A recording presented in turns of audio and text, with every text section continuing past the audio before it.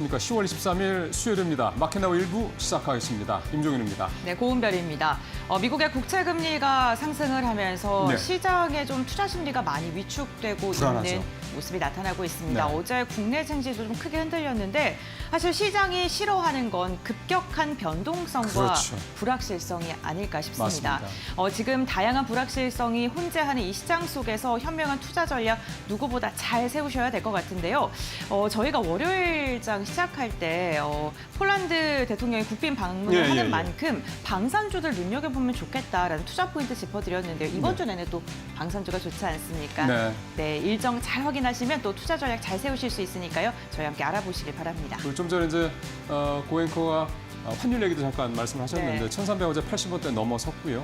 사실은 이제 환율이 올라가면 물론 전체적으로 우리 경제에 대한 부담이 되는 것도 있긴 한데 또 반대로 따져보면 올 상반기 때 국내 수출주들 굉장히 좋았던 것처럼 앞서 말씀하신 방산주, 그다음에 뭐 화장품주, 그다음에 이런 어떤 수출 관련된 이 업종한테는 또 수혜가 될 수 있습니다. 수익성이 좋아질 수 있는 그런 여지도 있다는 점에서 환율 부분도 좀 그런 차원도 함께 좀 밸런스 있게 같이 생각해 보시는 것도 여러분들 투자하시는데 좋은 어떤 팁이 되지 않을까 생각이 좀 듭니다.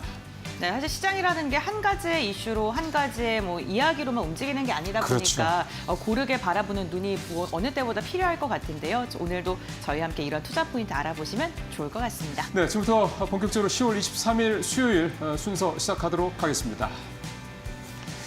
자, 오늘 모닝체크 삼성바이오로스 얘기로 준비를 했습니다. 오늘 실적 발표를 하기 때문에 이제 준비를 좀 한 건데요.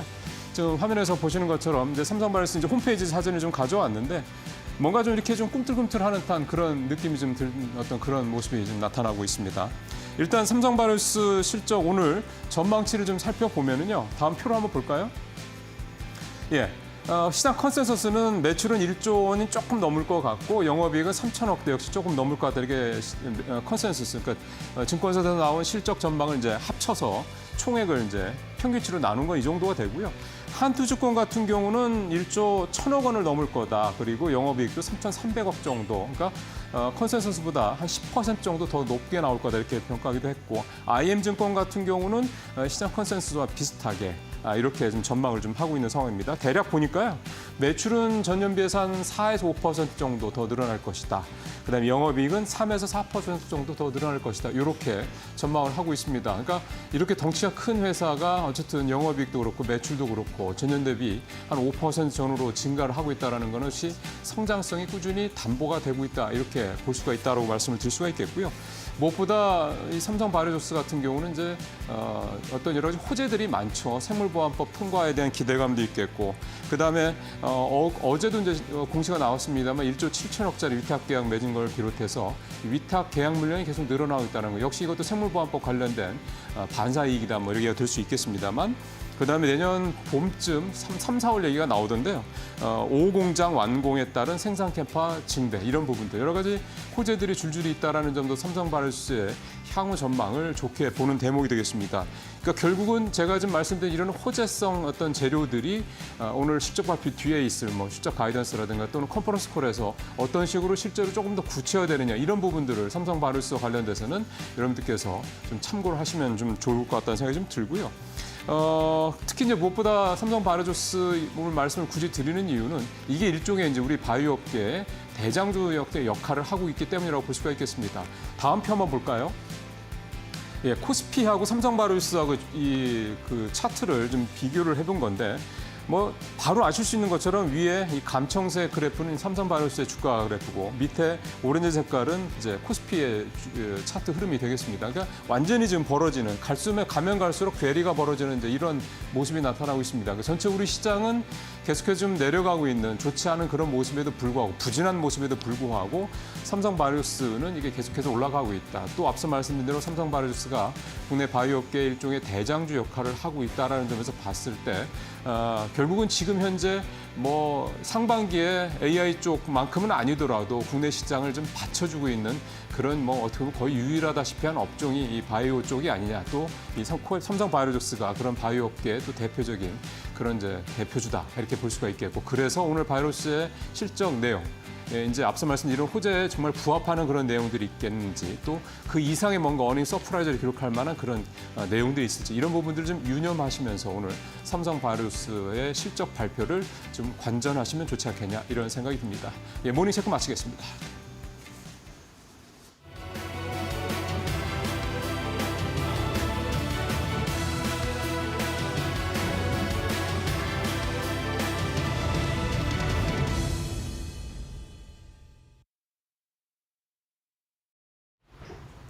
네, 이현주의 마켓나우로 이어가 보겠습니다. 간밤 뉴욕 증시 상황 함께 점검을 해보시고 오늘 국내장 개장하기 전 우리가 어떤 부분들을 주목을 해봐야 될지 바로 체크를 해보시죠. 국제금리가 급등했지만 그럼에도 불구하고 일부 기업들의 어닝 서프라이즈와 함께 간밤 뉴욕 증시는 큰 폭의 하락을 보이진 않았습니다. 혼조세로 마무리가 됐었는데 다우존스와 S&P 500은 약보합권에 마무리가 됐고요. 나스닥만 홀로 소폭의 오름폭을 보였습니다. 이날장에서 빅테크 관련주들은 일제히 하락 흐름이 이어지긴 했습니다. 전날 신고가를 경신했던 엔비디아도 약보합권, 그리고 중국에서 아이폰 16의 판매량이 나름은 괜찮다라는 긍정적인 보고서를 받은 애플도 이날장에서는 0.2% 하락을 했고요.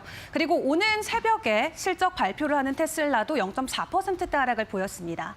지난 8개 분기 동안 테슬라가 실적 발표를 할 때 6번은 실적 발표 이후 주가 하락으로 이어졌었다라고 하는데 그런 분석들과 함께 이번에도 해당 여파가 이어지진 않을까 하는 우려감이 지난 4일 연속으로 테슬라의 주가를 끌어내리고 있고요. 그리고 중동의 지정학적 리스크 그리고 미국의 대선과 맞물려서 국제 유가와 금값은 지속적인 상승을 보이고 있습니다. 특히 금값은 간밤 0.6% 추가 상승하면서 다시 한번 사상 최고치를 이어가는 모습이었고요. 그리고 또 간밤 IMF에서 보고서를 냈죠. 인플레이션 전망치는 나름 긍정적입니다. 올해 5.8%대 있었던 인플레 내년에는 3.5%까지 하락할 것이다라는 전망치가 나왔고요. 그럼에도 불구하고 세계적인 경제 성장률은 올해 그리고 내년은 동일할 것으로 보여집니다. 추가적으로 하락하지 않았다라는 부분에서는 안심을 해볼 수는 있겠지만 이 정도 수치만 가지고 우리가 확신을 갖기는 아직 경제적인 상황이 불확실하다, 불안정하다라고 풀이를 해볼 수가 있겠고요. 여러 가지 여파가 맞물리면서 미국에서 10년물 국채금리 다시 한번 4.2%를 돌파했습니다. 지난 7월 이후 3개월 만에 고점을 향해서 다시금 올라가고 있는데 내년 초가 되면 4.5% 선까지도 오를 수 있다라는 전망이 나오면서 전반적인 증시에는 하방 압력이 되는 모습입니다. 그렇다면 이러한 뉴욕 증시에서의 사인들을 우리가 국내 증시로 어떻게 가지고 올 수 있을까요? 크게 두 가지 이슈로 오늘 국내장 미리 점검을 해보도록 할 텐데요. 일단 이번 주부터 시작되는 여러 가지 글로벌 바이오 학회들의 일정들이 있습니다. 다음 한 달 동안 여러 개 학회들이 있는데 암 쪽이나 치매, 비만 치료제, 면역 항암제 등 전 세계를 거쳐서 여러 가지 컨퍼런스 일정들이 예정이 돼 있고요. 이 모든 학회들에 걸쳐서 모두 출범을 하는 것은 한미 약품 쪽이 되겠습니다. 신규 파이프라인이나 임상 데이터 등 여러 가지 정보들이 공개될 것으로 보여지면서 어제 시간에서 국내 증시 관련주들 이미 선제적으로 변동성 나왔습니다. 비만 치료제나 치매 관련주들이 어제 시간에서 상한가 안착했다라는 부분은 오늘 개장하기 전에 다시 한번 주의를 해보시면 좋을 것 같고요.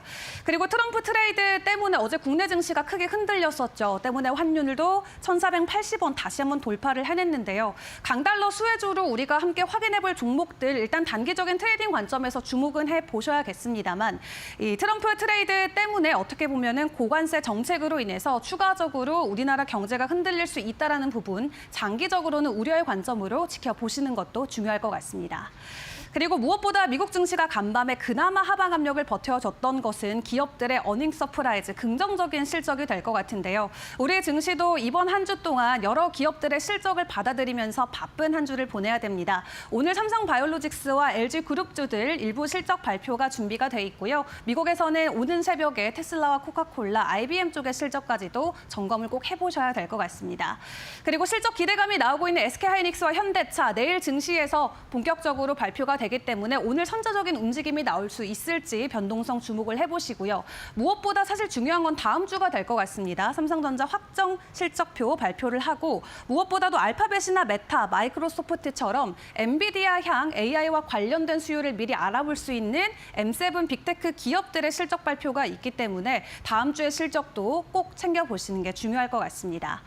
그리고 무엇보다 찬바람이 이렇게 불 때는 우리가 잊지 않고 배당주들도 함께 점검을 해봐야 될 것 것 같은데요. 외국인들은 이미 선제적으로 담아내고 있었습니다. 은행주들과 통신주, 대표적인 배당주로 꼽히고 있는데 10월 들어서 외인과 기관들의 매수 흐름을 확인을 해보시면은 대표적인 은행주들, 통신주들로 매수 흐름이 들어가는 모습을 확인을 해보실 수가 있겠고요. 실제로 고배당 관련 금융주들이 이미 7% 넘는 상승을 보였다라는 부분에서 어닝 시즌을 맞이한 이 시각 우리가 어떤 쪽에 초점을 맞춰야 되는지 여러 가지 시그널들로 표시를 확인을 해볼 수가 있었습니다.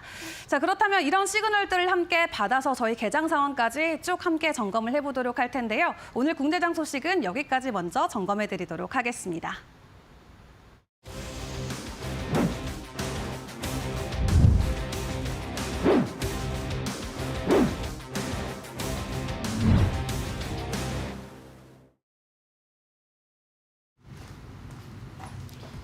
미국 빅테크의 소형 모듈 원전 투자 소식과 정부의 11차 전력수급 기본계획 발표에 대한 기대감이 이어지면서 지난주부터 원전주들이 주목받고 있습니다. 이 가운데 SMR 기술을 한눈에 볼 수 있는 국제 행사가 어제 창원에서 열렸는데요. 타라파와 뉴스켈 관계자는 이 자리에서 우리나라가 SMR 공급망의 핵심이라며 기대감을 표했습니다. 두사는 사업 재편으로 1조 원의 자금을 확보했다며 5년간 대형 원전 10기와 SMR 60기를 수주하겠다는 청사진을 제시하기도 했는데요.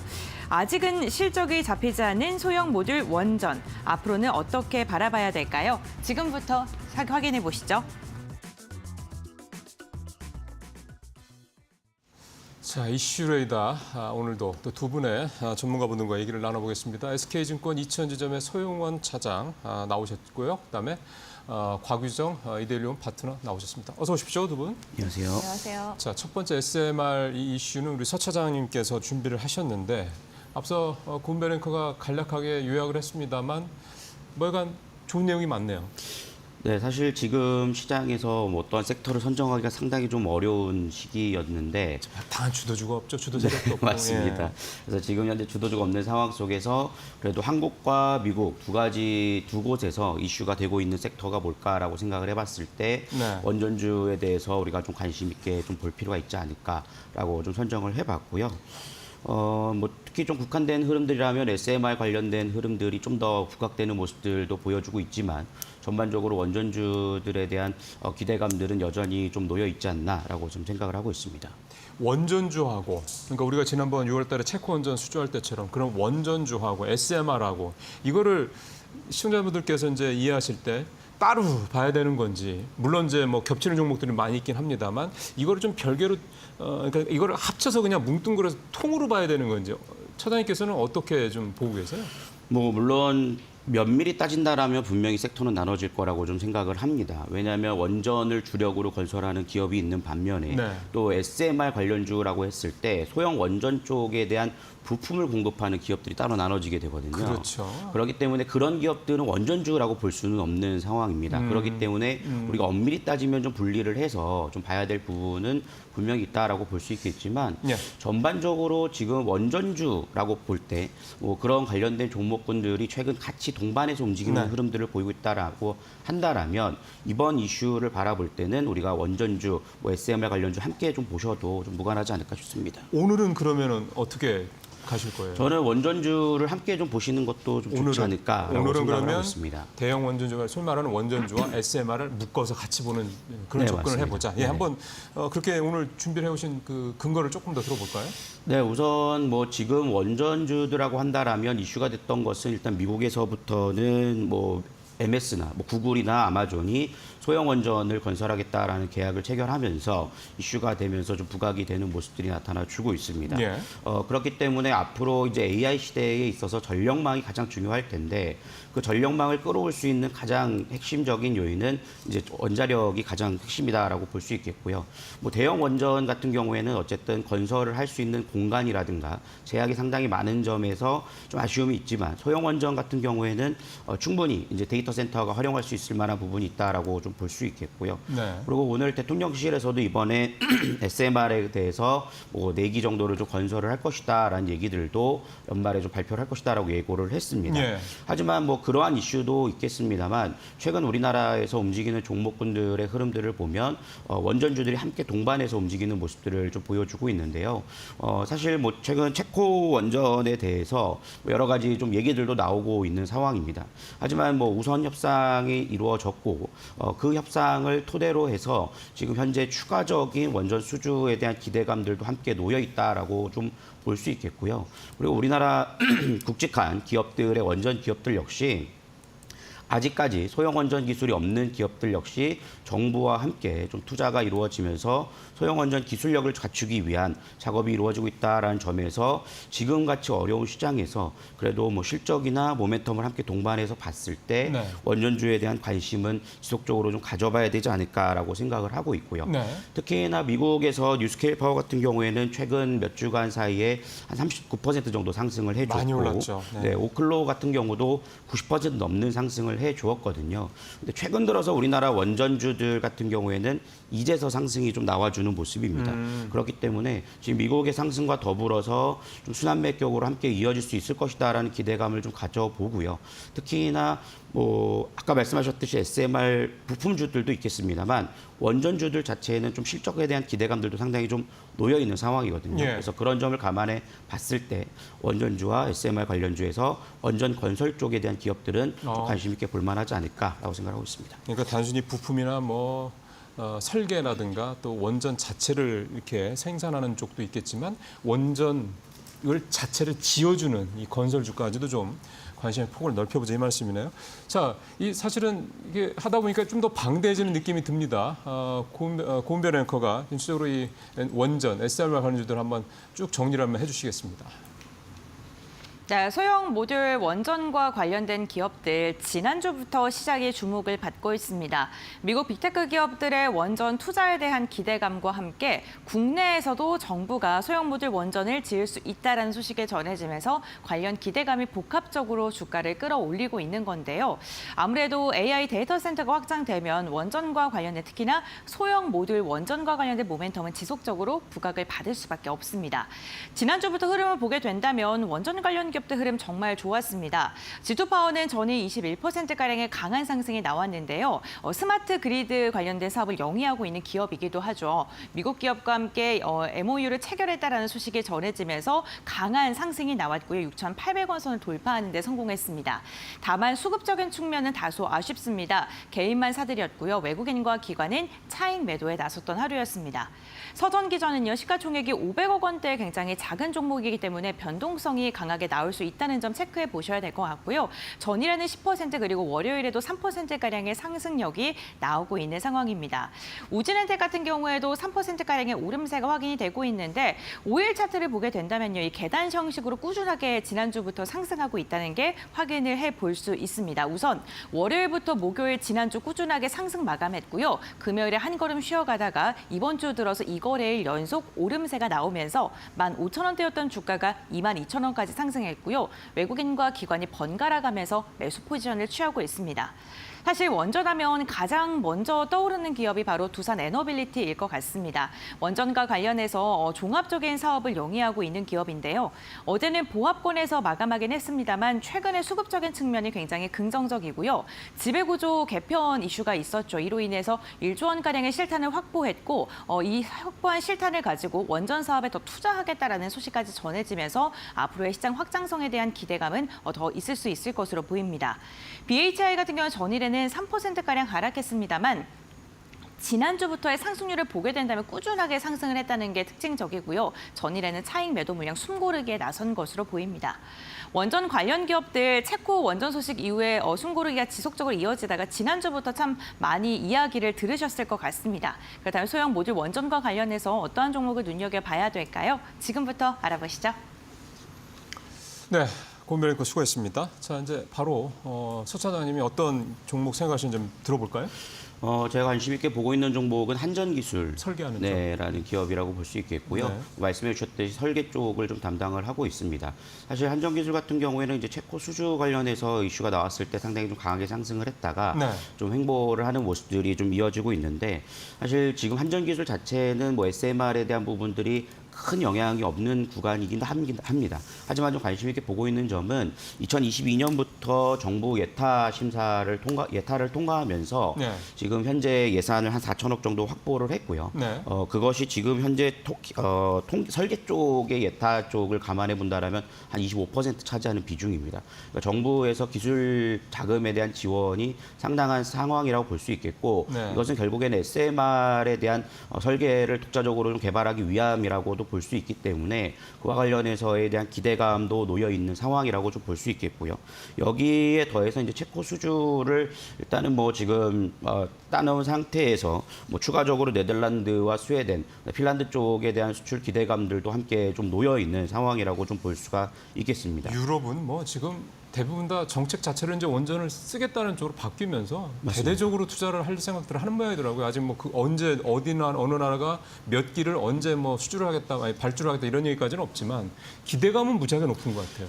맞습니다. 이번에 사실 그 유럽 같은 경우에는 소형 원전보다도 실제적 원전 건설에 대형 대한 원전 말이죠. 이슈가 되고 예. 있는데요. 네. 그 이유는 뭐 아무래도 우크라이나 러시아 전쟁을 겪으면서 에너지에 대한 소중함을 좀 느꼈던 부분들이 있을 세게 거라고 보고 됐죠. 있고요. 네, 예. 그렇기 때문에 네. 독자적인 에너지 설계에 대해서 원전에 대해서 긍정적인 시각이 좀 이어지고 있다는 점을 감안해 볼 때 앞으로 산업에 있어서는 계속적으로 좀 우리가 관심을 가져볼 만한 구간이 아닐까라고 생각을 하고 있습니다. 예. 그래서 한전 기술을 그렇기 때문에 좀 선정을 해봤고요.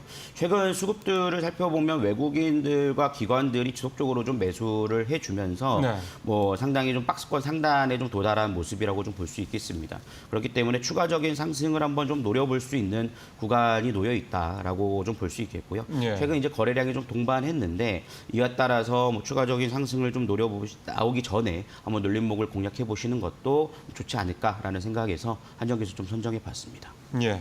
이거 짧게 봐서는 안 되죠. 지금 상황에서 조금 길게 보자라는 거죠. 맞습니다. 지금 사실 원전주들 같은 경우에는 뭐 부품단으로 움직이는 종목군들 같은 경우는 시가총이 작기 때문에 상당히 좀 단발성으로 움직이는 경향은 있지만 네. 뭐 원전 산업 자체가 상당히 사이클이 긴 산업이라고 글쎄요. 감안해 본다라면 좀 장기적으로 좀 보시는 게 분명하겠죠. 예, 뭐 대형 원전은 일단 시작하면 한 10년 이상 걸리는 이 프로젝트고 SMR도 뭐 짧게는 2, 3년, 뭐 길게는 3, 4년 걸린다고 하니까 호흡이 긴 그런 분야는 맞습니다. 자, SMR 이 원전 관련해서 우리 곽유정 파트너는 어떤 종목 생각하고 계세요? 네, 원래 한전기술 가져오려고 했는데 차장님이 먼저 가지고 오신 뺏겼군요. 관계로 네, 두산 에너빌리티 가져왔습니다. 예, 두산 에너빌리티 사실 요즘에 다시 좀 두산그룹 사업구조 재편 뭐 등등등해서 다시 좀 이슈가 되네요. 네, 네. 일단 제가 지난주에도 한번 두산 맞아요. 에너빌리티 가지고 오기도 했었고요. 네. 또 그 사이에 박상현 두산 에너빌리티 사장이 그 더 플라자 호텔에서 열린 간담회에서 이 사업 재편 관련해서 한 번 더 이제 설명을 했습니다. 네. 그래서 분할 및 이제 합병 비율을 이제 정정을 했는데 두산 로보틱스와 두산 바켓을 보유한 두산 에너빌리티 신설 법인의 합병 비율이 1대 0.043으로 변경됐고요. 네. 그러니까 기존보다는 주식을 좀 더 준다라는 식으로 변경이 된 거긴 하거든요. 에너빌리티를 더 높게 쳐준다 이런 의미죠? 네네. 그래서 기존 같은 경우에는 75.3주가 100주 정도 보유하고 있을 때, 근데 네. 이제 88.5주 정도로 늘었고요. 두산 로보틱스 주식 역시도 기존에는 3.15주 정도 받는 수준에 그쳤다면 4.33주 정도 받을 수 있게끔 그렇게 이제 비율이 조정됐다라고 예. 보시면 좋을 것 같습니다. 그래서 7월 11일 이제 종가 기준으로 봤을 때는 기존안보다 약 한 39만 원 정도 증가한 정도의 가치라고 하고요. 그럼에도 이제 불구하고 이제 한동안 이제 논란이 됐었던 게 두산 바켓 주주들 같은 경우에는 이 분할 합병에 반대하는 그럼요. 주주분들도 있으시잖아요. 예. 그럼에도 불구하고 이제 그런 부분들은 계속해서 이제 계속 추진을 하겠다라는 부분들에 있어서는 약간의 또 노이즈는 좀 남아 있긴 합니다. 또한 예. 이제 불씨가 또 남아 있는 부분이라고 볼 수 있는 게 임의로 이제 프리미엄을 쳤다라는 부분에 대해서는 여전히 좀 논란이 남아 있는 상황이긴 하거든요. 예. 금감원 쪽에서 이제 신설 회사의 자산 가치와 알짜 회사인 이제 두산 바켓의 미래 수익성을 함께 고려해서 주당 가치를 제대로 따지라고 요구를 했었는데 회계 법인 쪽에서 이 두산 바켓의 경우 미래 수익성 평가액이 주가와 크게 차이 날 경우에 법적 책임을 져야 할 수 있어서 평가를 거부했기 때문에 이렇게 이제 도출할 수밖에 없었다라고서 이야기를 하긴 하더라고요. 아무튼 이렇게 이제 두산 바켓을 분할하게 되면은 지금 이제 이 두산 에너빌리티 밑에 이제 딸려 있었던 차입금에 대한 예. 부담감을 좀 덜 수 그렇죠. 있다는 장점이 있거든요. 예. 그래서 원전 관련 이제 설비 투자금을 확보를 할 수 있다라는 점에서 우리 시청자분들도 같이 이제 좀 중점을 두셨으면 좋겠다라고 말씀드리고 싶고요. 이렇게 이제 확보되게 된 투자 자금 같은 경우에는 대형 원전이나 SMR 지금 SMR 같은 경우 지금 계속 관련 이슈들 나와주고 있잖아요. 해외에서도 지금 수주 요청 들어오고 있는 중이기 때문에 가스 수소 터빈 등에 즉각적으로 이제 투자를 할 네. 거라고 지금 이야기가 나오고 있고 지금 대형 원전의 경우에는 총 10개의 수주 가능성을 업계에서는 지금 예상하고 있고요. SMR 분야에서는 두산 에너빌리티 쪽에서 향후 5년간 62개의 수주를 지금 목표로 수립을 하고 있는데 네. 이런 이제 적극적으로 시설 투자를 하게 되면요. 연 20기 규모의 SMR 제작 시설을 확충할 수 있다는 그런 이제 계획도 지금 마련이 되어 있기 때문에 향후 들어오는 수주에 대한 기대감이 좀 상당하다라고 이제 볼 수 있을 것 같고 당초 세운 수주 목표를 최근에는 빅테크 기업들이 SMR 관련된 계약 계속 맺고 있는 맞아요. 상황이잖아요. 그래서 초과 달성할 가능성이 지금 커지는 상황이라고 보시면 좋겠습니다. 그래서 긍정적으로 지금 가고 있다라고 보시면 좋을 것 같고요. 네. 거기에다가 이제 2028년도 기준으로 영업이익 기대할 수 있는 영업이익이 약 2천억 원에 달하는 영업이익을 추가 달성할 것으로 두산 에너빌리티 쪽에서는 그렇게 이제 좀 가이던스를 제시를 했기 때문에 두산 에너빌리티 주주분들은 그래도 이 지금 가이던스에서 제시한 2028년도까지 중장기적인 관점으로 보시더라도 유효한 흐름이 나오지 않을까라고서 기대해 볼 수 있을 것 같습니다. 예, 바켓을 떼내면서 몸집이 좀 가벼워지는 측면도 있고 또 이번에 사업부 개편 내용이 또 두산 에너빌리티만 놓고 본다면 두산 에너빌리티의 장점인 이 전력 쪽, 그러니까 원전이나 SMR 이쪽을 좀 더 집중할 수 있도록 좀 이렇게 짜준 면도 좀 없잖아 있어서 어쩌면은 두산 에너빌리티가 조금 더 유연하게 이쪽 사업을 펼쳐나갈 수 있는 그런 어떤 재편 구조안도 되겠다 이런 생각도 좀 들고요. 사실은 또 SMR 같은 경우는 사실 두산 에너빌리티가 거의 뭐 확실하게 뭔가를 갖고 있고 뭘 좀 아웃풋을 내는 데는 에너빌리티 정도밖에 없기 때문에 그런 점도 좀 감안하신다면은 두산 에너빌리티에 대한 부분들은 장기적으로 굉장히 좀 긍정적으로 보실 필요도 있지 않겠냐. 저도 역시 그 부분에 대해서는 동의를 합니다. 자, 이제 SMR 원전 관련된 이슈 여기서 마무리하고요. 다음 이슈 넘어가 보겠습니다.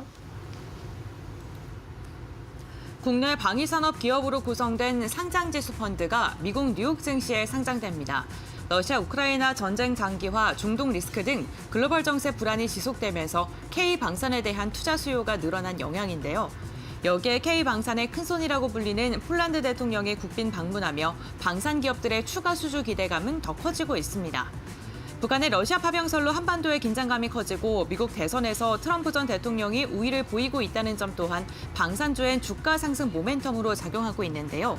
방산주 앞으로 얼마나 더 갈까요? 지금부터 알아보시죠. 예, 최근은 정말 바이오하고 방산주 정도가 확실하게 좀 눈에 띄는 흐름을 보이고 있지 않냐 생각이 좀 듭니다. 그래서 오늘 방산주 얘기를 조금 더 자세히 좀 들어가 보는데 방산주 이슈는 우리 곽유정 파트너가 준비해 주셨습니다. 네. 자, 어떤 면 좀 보고 계세요?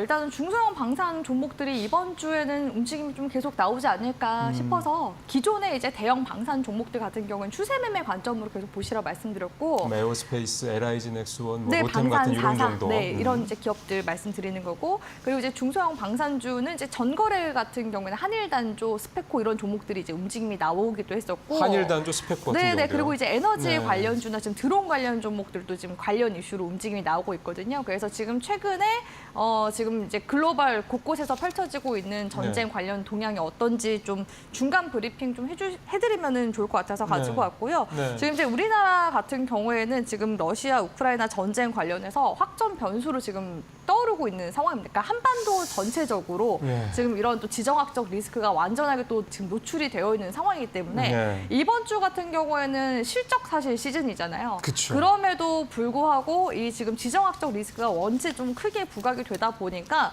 정거래 같은 경우에도 시장이 올라가지 못하고 다른 이제 해외 지수보다도 좀 더 급격하게 빠지는 측면이 여기 있었다라고 네. 이제 보시면 좋을 것 같습니다. 일단은 아무래도 불안하니까요. 네, 북한이 그 특수부대 대원을 러시아에 파병한 것을 이제 계기로 해서 이러한 지금 전쟁 확전과 장기화의 최대 변수로 지금 일단 우리나라가 같이 좀 노출이 되어 있는 그런 상황이라고 볼 수 있을 것 같고요. 바로 네. 또 어제 또 뉴스 기사도 보니까 그 젤렌스키 우크라이나 대통령이 지금 계속해서 그 북한 파병 관련해서 이야기를 언급을 하고 있거든요. 네, 지금 네, 북한에서 6천여 명씩 2개 여단, 그러니까 약 1만 명의 이제 군인인 거잖아요. 그 그렇죠. 군인들이 지금 훈련을 하고 있다. 그래서 아마 돈 때문에 지금 계속해서 파병을 하지 않을까라고서 지금 예측을 하고 있는 단계고요. 사실 2023년도 이제 8월부터 해서 북한이 계속해서 러시아 쪽에 포탄이나 미사일 등의 군사 물자를 지금 공급을 하고 있는 상황이고요. 아무래도 지금 북한 같은 경우에는 지금 자원난이 좀 심각하기 때문에 그렇죠. 네. 이렇게 파병으로 인해서 좀 추가적으로 러시아 쪽에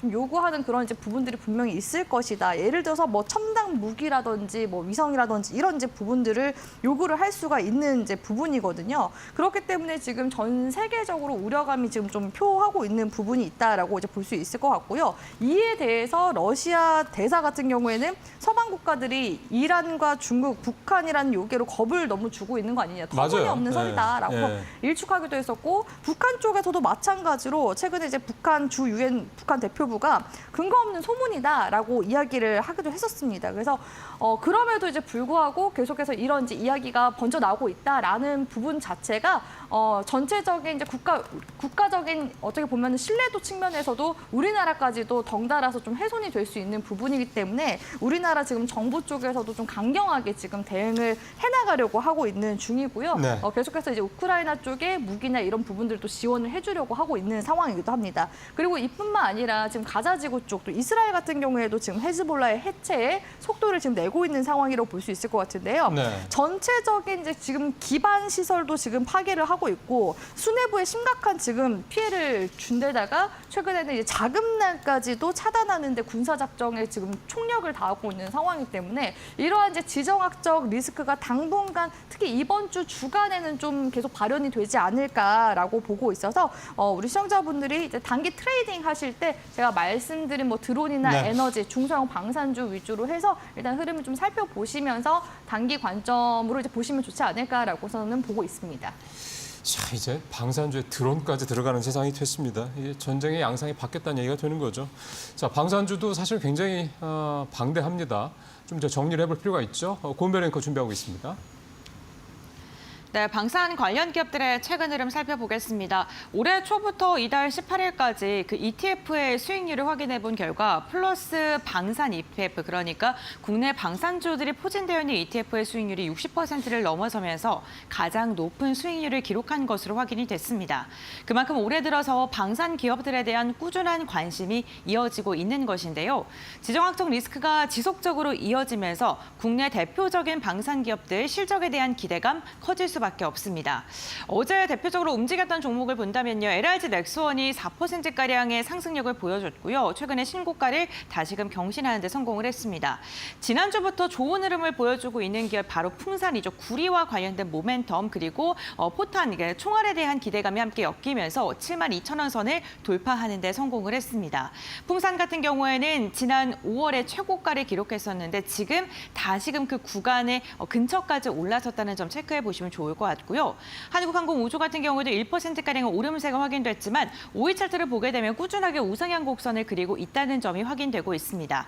외국인과 기관의 쌍끌이 매수세가 주가를 끌어올리고 있고요. 하나 에어로스페이스 같은 경우에 1%가량의 상승력이 나타났습니다. 38만 5,500원. 대표적인 방산 기업 가운데 하나인데요. 다만 외국인이 지금 3거래일째 매도세가 나타나고 있다는 점 확인해 보셔야 될 것 같습니다. 현대로템 같은 경우 실적 기대감 꾸준하게 제기됩니다. 전일에 상승하면서 방산주 대형 기업들 전반적으로 움직임 좋았고요. 중소단에 있는 기업들 같은 경우에는 두 자릿대 강세로 마감한 종목들도 있었습니다. 특히나 미국이 우크라이나에 드론, 그러니까 무인기와 관련된 지원을 하겠다라는 소식이 전해지면서 무인기 관련된 기업들, 제시언 시스템과 같은 그런 종목군들이 강한 변동성이 확인이 됐던 하루였는데요. 방산, 큰 종목부터 지금 중소형 개별주들 그리고 드론과 관련된 기업들까지 매기세가 점점 더 확산되고 있는 모습입니다.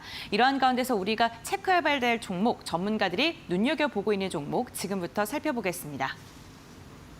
자, 살펴보죠. 먼저 이슈 가져오신 곽유정 파트너 오늘 방산 관련 좀 뭐 말씀해 주시겠어요? 오늘 하나 시스템 가지고 왔고요. 네. 제가 아까 앞서 말씀드렸다시피 중소형 방산주 공략하시면 단기 트레이딩 관점 유효하다 말씀드려서 네. 사실 빅텍을 가지고 올지 하나 시스템을 가지고 올지 고민이 좀 많았습니다. 그런데 최근에 빅텍과 하나 시스템이 또 추가적으로 같이 계약을 맺은 게 있더라고요. 네, K2 그 피하 식별기라고 해서 그 적군의 그런 뭐 전투기라든지 이런 것들을 식별하는 그런 피하 식별기 관련된 계약을 또 체결을 했어요. 그래서 관련해서 같이 또 보시면 좋을 것 같고요. 하나 시스템 같은 경우에는 제가 이 아이디어를 어디서 가져왔냐면 정거래를 일단 한일 단조가 또 상한가를 기록하지 맞아요. 않았습니까? 예. 일단 우리나라 정부가 우크라이나에서 이제 필요로 하는 포탄과 살상 무기 등에 있어서 적극 지원하겠다라는 이제 계획들이 뉴스 기사로 나오기도 했었고 현재 지금 우크라이나에서 가장 또 필요로 하는 게 탄도미사일에 대응할 수 있는 방공 체계라든지 그렇죠. 포탄 그리고 드론의 이런 전력들을 지금 요구를 하고 있는 상황이라고 볼 수가 있습니다. 그 중에서도 천궁2 같은 중거리 지대공 유도 무기 체계 같은 경우에는 우크라이나에서 가장 필요로 하는 무기 체계로 부각이 되고 있는데요. 그래서 이제 전일 한일 단조 같은 경우에는 이런 이제 신궁이나 천궁, 탄두 구조체 같은 그런 이제 철제 제품을 만드는 단조 전문 기업으로 네. 부각이 되면서 상한가를 갔기 때문에 그럴 바에 천궁을 만드는 이제 기업들을 주목을 해보면 어떨까 그렇죠. 생각이 들어서 가지고 왔고요. 일단 이 천궁 같은 경우에는 사실 기업들 간의 협업으로 만들어지는 무기라고 볼 수가 있습니다. 네. LG 넥스원 쪽에서는 미사일과 통합 체계를 이제 담당을 하고 있고요. 하나 에어로스페이스 같은 경우에는 발사대와 차량 그리고 하나 시스템 쪽에서는 이 천궁의 레이더를 담당한다라고 볼 수 있을 것 같은데 전체적으로 사실 하나 시스템이 천궁뿐만 아니라 뭐 여러 가지 지금 뭐 무기 체계들 다 만들고 있죠. 그 중에서 이 천궁에 들어가는 하나 시스템의 레이더 비중이요 약 한 27.5% 정도 된다고 하고요. 꽤 높네요. 네. 그리고 이제 K2 전차에서 하나 시스템의 부품 비중이 5.7% 그리고 울산급 배치 3 호위함에 그 공급하는 그 잠수함 전투 체계 레이더 같은 경우에는 전체 대비해서 그 금액이 한 17%에서 18% 정도에 달한다고 합니다. 거기에다가 지금 하나 시스템 같은 경우도 실적 모멘텀도 들어와주고 있는 상황이라고 보시면 좋을 것 같은데요. 그 중에서도 증권가 쪽에서 주목을 하고 있는 부분이 합성 개구 레이더 SAR 위성이 앞으로 군 정찰 위성 사업 수주를 계속 따내지 않을까라는 관련 기대감도 지금 들어오고 있는 상황이라고 보시면 될 것 같습니다. 그래서 지금 실적 같은 부분 조금 더 보자면은 전년 동기 대비해서 이 영업이익이 한 43% 정도 지금 증가가 될 것으로 지금 나오고 있는데 네. 컨센서스보다도 한 10% 정도 추가적으로 상회하지 않을까라는 지금 기대감도 같이 함께 들어오고 있는 상황이라고 보시면 좋을 것 같습니다. 3분기 발생할 거라고 전망했었던 방산 부분에 있어서 일회성 자체 투자 비용이 집행되지 않은 것으로 지금 파악이 되고 있고요. 거기에다가 지금 해외 쪽에서도 계속 양호한 수익성을 내고 있는 데다가 3분기 이제 해외 매출 비중 자체가 20% 정도에 달하기 때문에 일단 이런 실적 지금 모멘텀까지 지금 같이 함께 들어오고 있어서 하나 시스템이 매력적이라고 보고 있고요. 관련해서 이제 주가 움직임도 보시면 최근에는 지금 횡보 중에 있습니다. 횡보 중에 있기 때문에 우리 시청자분들이 공략을 하시더라도 박스권만 다시 한 번 더 이제 그 단기 박스권만 뚫어주게 된다면은 헤드앤숄더 구간, 그러니까 지난 6월달 지금 왼쪽 어깨 구간대까지는 매물대 구간까지 주가가 올라오게 될 가능성이 높거든요. 그렇게 된다면 21,000원 구간까지도 지금 단기적으로 또 공략도 들어가 볼 만한 그런 종목이라고 보고 있기 때문에 하나 시스템 주목해 보셨으면 좋겠습니다. 네, 지금 모양이 지금 말씀하신 대로 W자 모양, 헤드앤숄더 모양을 쫙 이렇게 만들어가고 있는 상황에서 여기서 이제 정고점 정도, 일단 당장 직전 정고점 정도 뚫어주고 올라가 주면 좀 더 말씀하신 대로 2만 원대 이상까지도 올라갈 만한 그런. 그리고 또 좀 재료가 좋네요. 여러 가지로 긍정적인 얘기들이 좀 많이 나오고 있다. 한화 시스템은 이제 쉽게 생각하면 레이더 쪽, 군사용 레이더 쪽을 이제 주로 많이 한다 그랬는데 들어가는 게 저는 미사일 쪽만 있는 줄 알았더니 좀 뭐 전차도 있고 심지어 잠수함도 있고 아주 다양하게 들어가고 있다. 그 말씀까지 좀 들었습니다. 자, 한화 시스템 곽유정 파트너 말씀하셨고 우리 서 차장님은 방산주 어떤 거 보고 계세요? 방산주 하면 뭐 이 시간을 통해서 현대로템을 많이 소개를 해드렸는데 이미 지금 뭐 접근하시기 상당히 좀 어려울 것 같고요. 뭐 좀 가격적으로 좀 메리트가 있는 종목이라고 한다면 한국항공우주 좀 보고 카이. 있습니다. 네, 맞습니다. 네, 어떻게 해요? 한국항공우주는 사실 다른 방산주에 비해서 좀 움직임이 좀 못했던 부분들이 있는데 일단은 뭐 최근 매출액 자체에 좀 아쉬움이 좀 있는 종목입니다. 그러다 네. 보니까는 그동안에 좀 소외를 받았던 부분들이 있는데 일단은 실적 개선에 대한 기대감이 좀 놓여 있다라고 볼 수 있겠고요. 그 이유에 대해 살펴본다라면 폴란드와 이제 말레이시아의 수출을 성공한 FA50 전투기에 대한 지금 현재 진행 인식 속도가 상당히 빨라지고 있어서 좀 조기 인도가 가능성이 좀 높아지고 있는 상황이라고도 볼 수가 있겠고요. 예. 사실 최근 미국 시장에서 로키드 마틴이 굉장히 강하게 상승을 예, 하고 그랬죠. 있는 상황이거든요. 근데 지금 한국항공우주 역시 FA50에 대한 로키드 마틴과의 기술 협약을 통해서 만든 전투기라고 또 볼 수 있겠고 최근 들어서 이제 나토의 승인을 받은 X2라는 헬기를 로키드 마틴이 이제 카이를 통해서 수출을 할까라는 얘기들까지 좀 나오고 있는 상황입니다. 지금 현재 국지전이 계속해서 이어지고 있는 상황 속에서 방산주에 대한 기대감은 계속해서 좀 나오고 있다라고 좀 볼 수 있겠고 거기에 따른 실적 개선세가 이제 3분기부터는 좀 이루어질 수 있다라는 전망들도 좀 나오고 있는 상황이기 때문에 현재 권에서 좀 관심을 가져볼 수 있을 것으로 예상이 되고 있고요. 네. 그다음에 FA50에 대한 수출 협상이 좀 최근 우즈벡에서도 함께 좀 진행을 하고 있습니다. 뭐 1조 1,000억 규모의 지금 현재 수출 협상이 좀 진행되고 있는 상황이기 때문에 하반기와 내년으로 갈수록 실적 개선이 이루어진다라면 다른 방산주에 비해서 오르지 못했던 부분들을 좀 만회할 수 있는 상승이 좀 나올 수 있을 것으로 좀 기대하는 만큼 현재 구간에서 좀 관심 있게 살펴보시면 좋지 않을까라고 생각하고 있습니다. 이게 그러니까 KF21도 21이고 사실은 그 앞에 FA50 이게 또 사실은 되게 좋은 평가를 받고 있는 또 그런 기종이어서 어쨌든 여러 가지 지금 우리가 이제 전투기, 뭐 훈련기 등등등 이제 항공기까지 이제 잘 우리가 좀 만들어내고 있다는 게 참 든든합니다. 네, 소영원 차장님의 이 카이 한국항공우주 얘기까지 좀 들어봤습니다. 자, 오늘 여기서 이제 두 가지 이슈 방산과 SMR 두 이슈 오늘 살펴봤습니다. 두 분 말씀 잘 들었습니다. 고맙습니다. 감사합니다.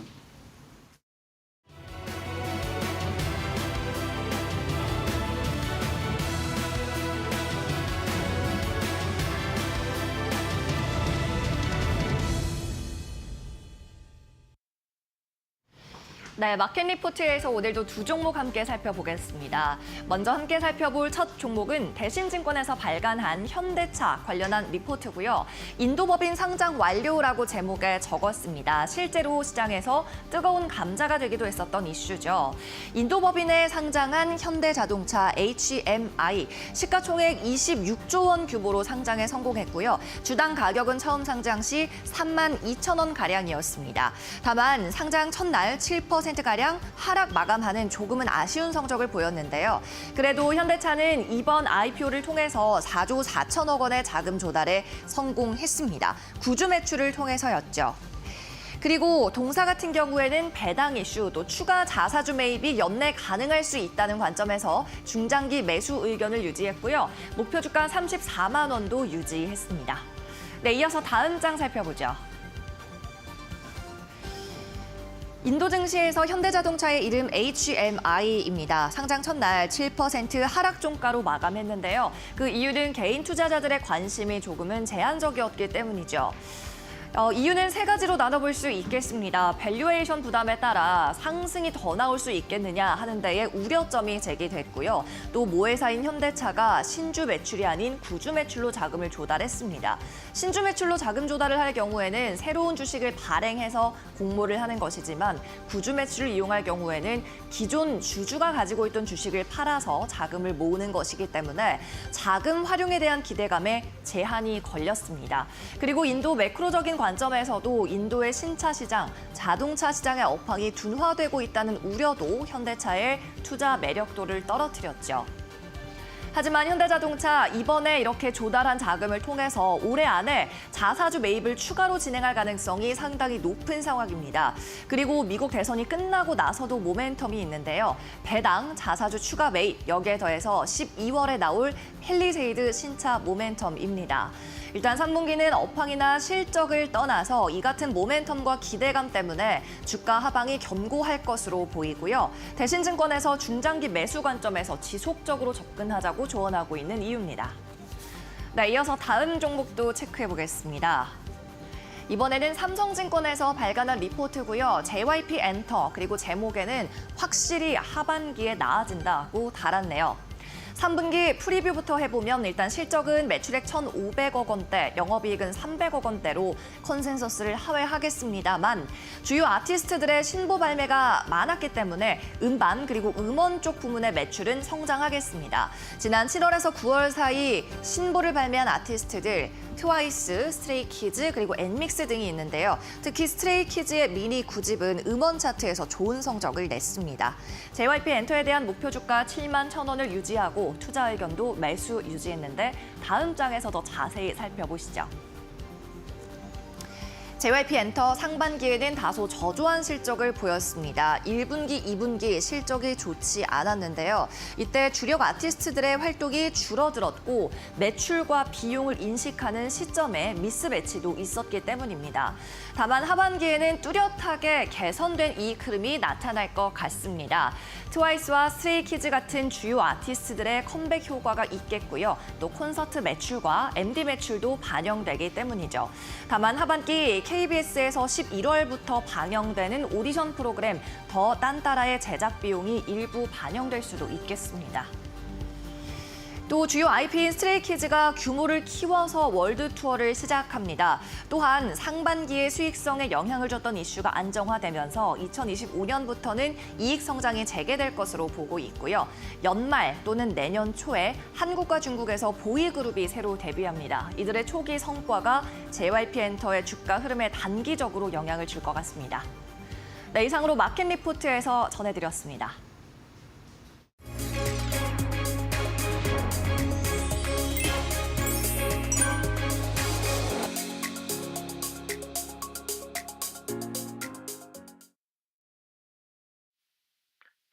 네, 전일 뉴욕 증시는 금리 인하 지속 우려와 기업 실적 발표에 따른 소화 과정으로 약세로 마감을 했습니다. 여기에 더해 중동 불안감이 지속되면서 국제 유가가 급등하고 있고요. 안전자산을 찾는 사람들이 늘면서 금 가격이 사상 최고치를 계속해서 갱신하는 모습 보였습니다. 아직까지 시장이 전반적으로 안정세를 찾지 못했다라고 볼 수가 있겠고요. 국내 증시는 전일 악재가 이미 반영이 된 상황으로 반등이 나올 수 있는 위치입니다. 다만 현재 위치를 이탈하게 되면 추가적으로 코스피가 2,500포인트 이하로도 밀릴 수가 있기 때문에 꼭 지금의 위치를 지키는지 꼭 보고 대응을 하시는 게 좋습니다. 계속 관심을 가져야 될 업종 테마로는 제가 계속해서 강조드린 제약바이오주 그리고 4차 산업 관련주를 볼 필요가 있겠는데요.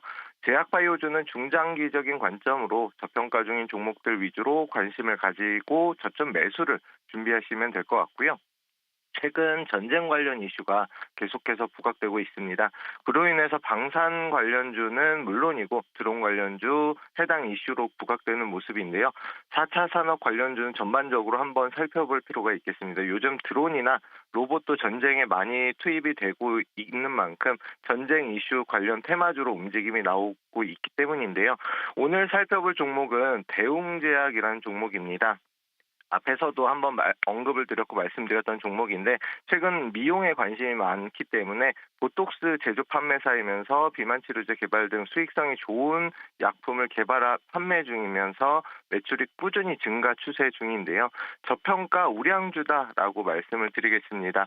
목표가는 18만 원까지 짧게 보셔도 되는데 그만큼은 충분히 상승 여력이 있는 종목입니다. 그렇기 때문에 추가 급등 전에 공략을 한번 해보시는 게 좋지 않을까 싶습니다. 이상으로 이데일리 이슈였습니다.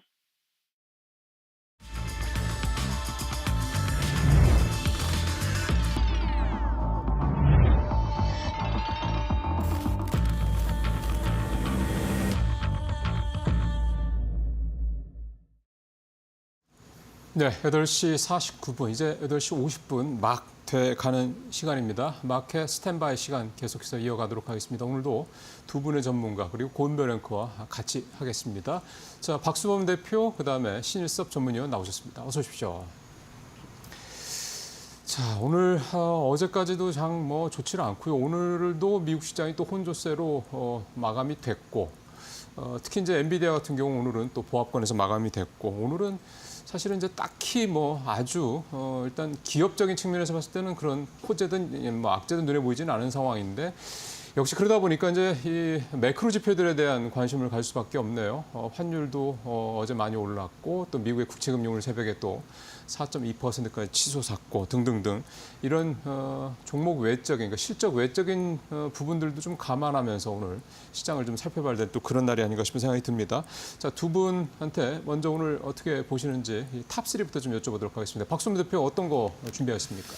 네, 뭐 첫 번째로 말씀드릴 건 이제 미국의 대선이 불과 2주밖에 남지 않았습니다. 뭐 그러다 보니까 뉴욕 증시 같은 경우에도 뭐 특별한 모멘텀을 좀 찾기보다는 대선의 결과가 어떻게 될지 불확실한 부분들에 있어서 적극적인 액션을 취하지 않는다라고 좀 보고 있습니다. 좀 약간 패시브 자금들은 좀 움직임을 보여주고는 있지만 액티브적인 자금들은 지금 이제 대선 결과를 보고 좀 대응해보자라는 관망의 관점이 좀 강한 것 같아요. 뭐 그러다 보니까 국내 증시도 마찬가지고 글로벌 증시도 마찬가지고 대체적으로 보게 되면 뭐 박스피 움직임이라든가 아니면 행보 또는 뭐 약간의 좀 하방 움직임을 좀 보여주고 있다라는 거죠. 뭐 그 부분에 있어서 국내 증시는 좀 아쉬운 게 삼성전자가 지금 현재 30일 연속을 해서 외국인들의 매도세가 좀 지속되고 있습니다. 뭐 어디서 저점을 잡을 건지는 시장에서도 좀 많은 예측치, 과거에 비해서 예측치가 조금 좀 지켜보자라는 관점으로 좀 변하고는 있습니다만 아무튼 외국인들의 매도세는 저는 그렇게 생각합니다. 지금 현재 삼성전자의 어떤 밸류 가치로 봤을 때는 그래도 5만 5천 원에서 6만 원 사이라면 우리가 그래도 좀 매수해볼 만한 위치라고 좀 판단하고 있고요.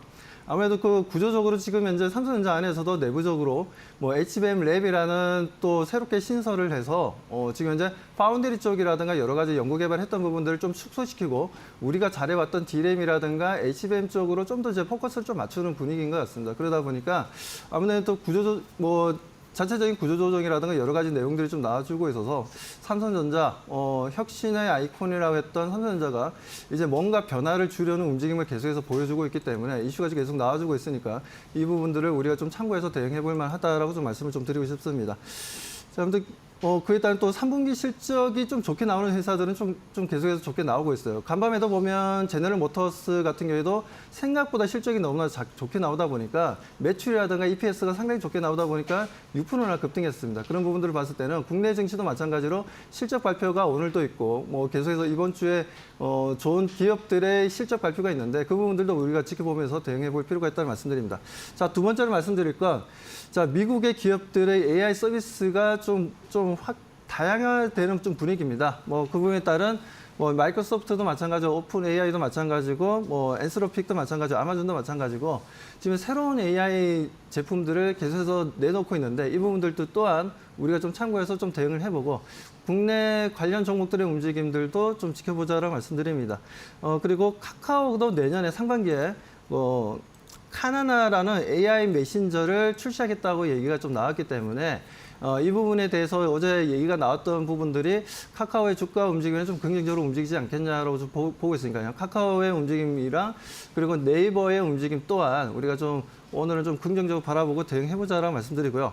자, 세 번째로 말씀드릴 건 이제 연말 이제 게임주들이 매출을 보면 3분기나 4분기 실적이 좀 더 좋은 움직임을 좀 보여준다라는 부분들이죠. 뭐 그런 부분들에 있어서 게임주들의 움직임들.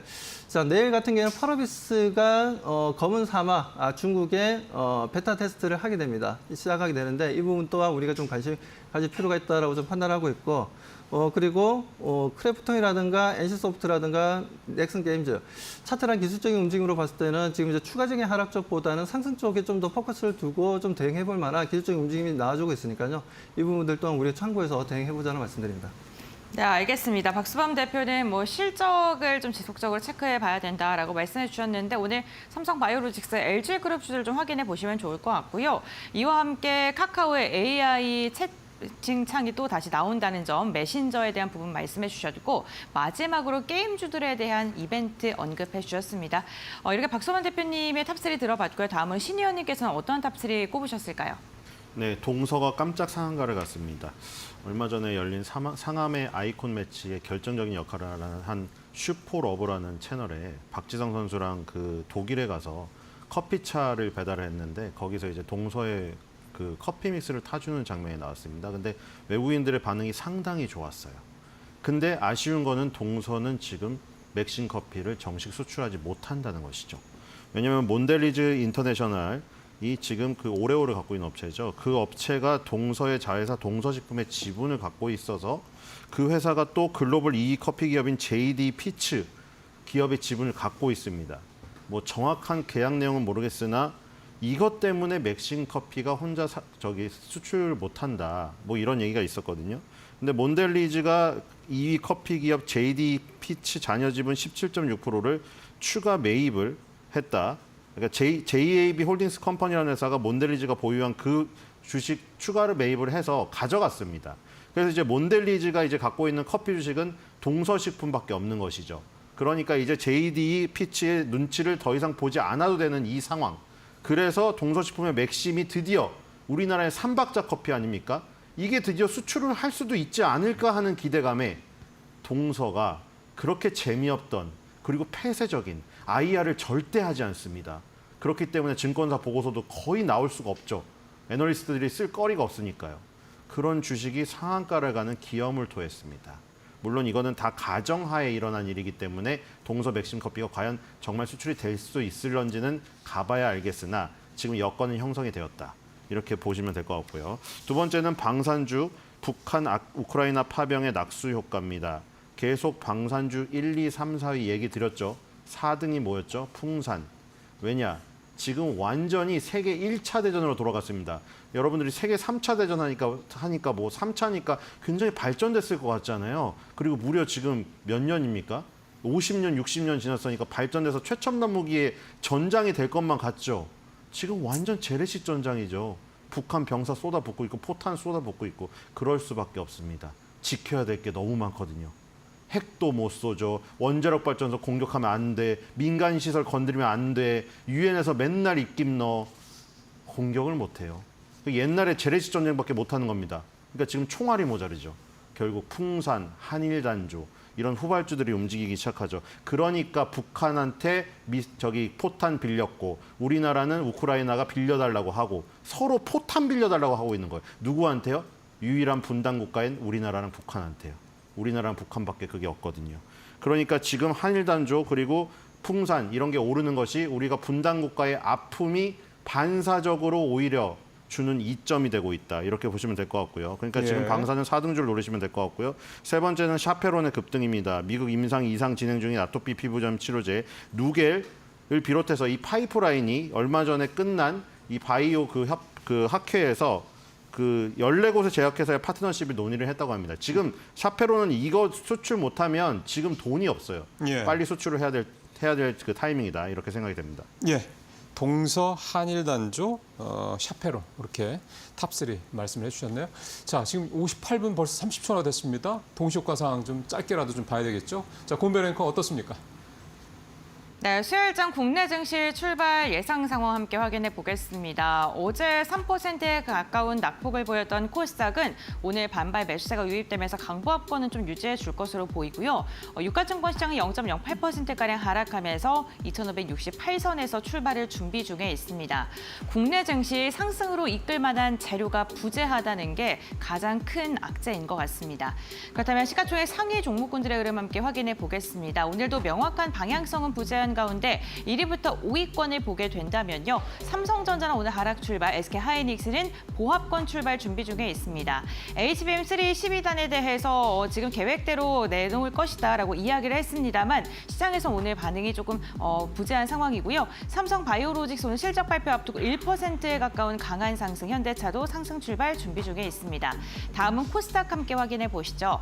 코스닥 1위부터 5위권 살펴보겠습니다. 오늘 코스닥 1위부터 5위권 일제히 하락 출발 출발을 준비 중에 있습니다. 알테오젠과 그리고 HLB, 리가켄바이오 바이오주들 흐름 안 좋은 가운데 리가켄바이오가 1% 이상의 강한 낙폭을 보이면서 마감할 것으로 보이고요. 지금 코스닥이 강보합권 출발을 봤을 때 시총 상위권보다는 그 아랫단 종목들의 흐름이 괜찮을 것으로 보입니다. 국내 증시 출발합니다.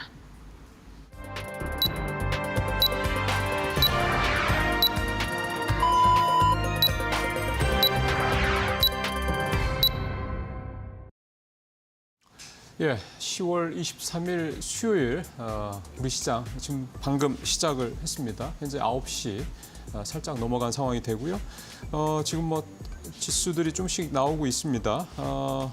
오늘 시장에서 이제 여러 가지로 뭐 특히 중요한 게 이제 환율을 계속 좀 보시면서 좀 가야 될 것 같고, 외국인들 역시 오늘 수급도 좀 계속해서 좀 지켜보면서 가야 될 것 같고요. 지금 코스피, 코스닥 일단 플러스로 다 시작을 합니다. 0.18% 코스피, 코스닥도 0.3% 정도 이렇게 둘 다 일단 플러스로 시작한다는 거 말씀드리면서 고은배 앵커 통해서 출발 상황 좀 자세하게 들어보겠습니다.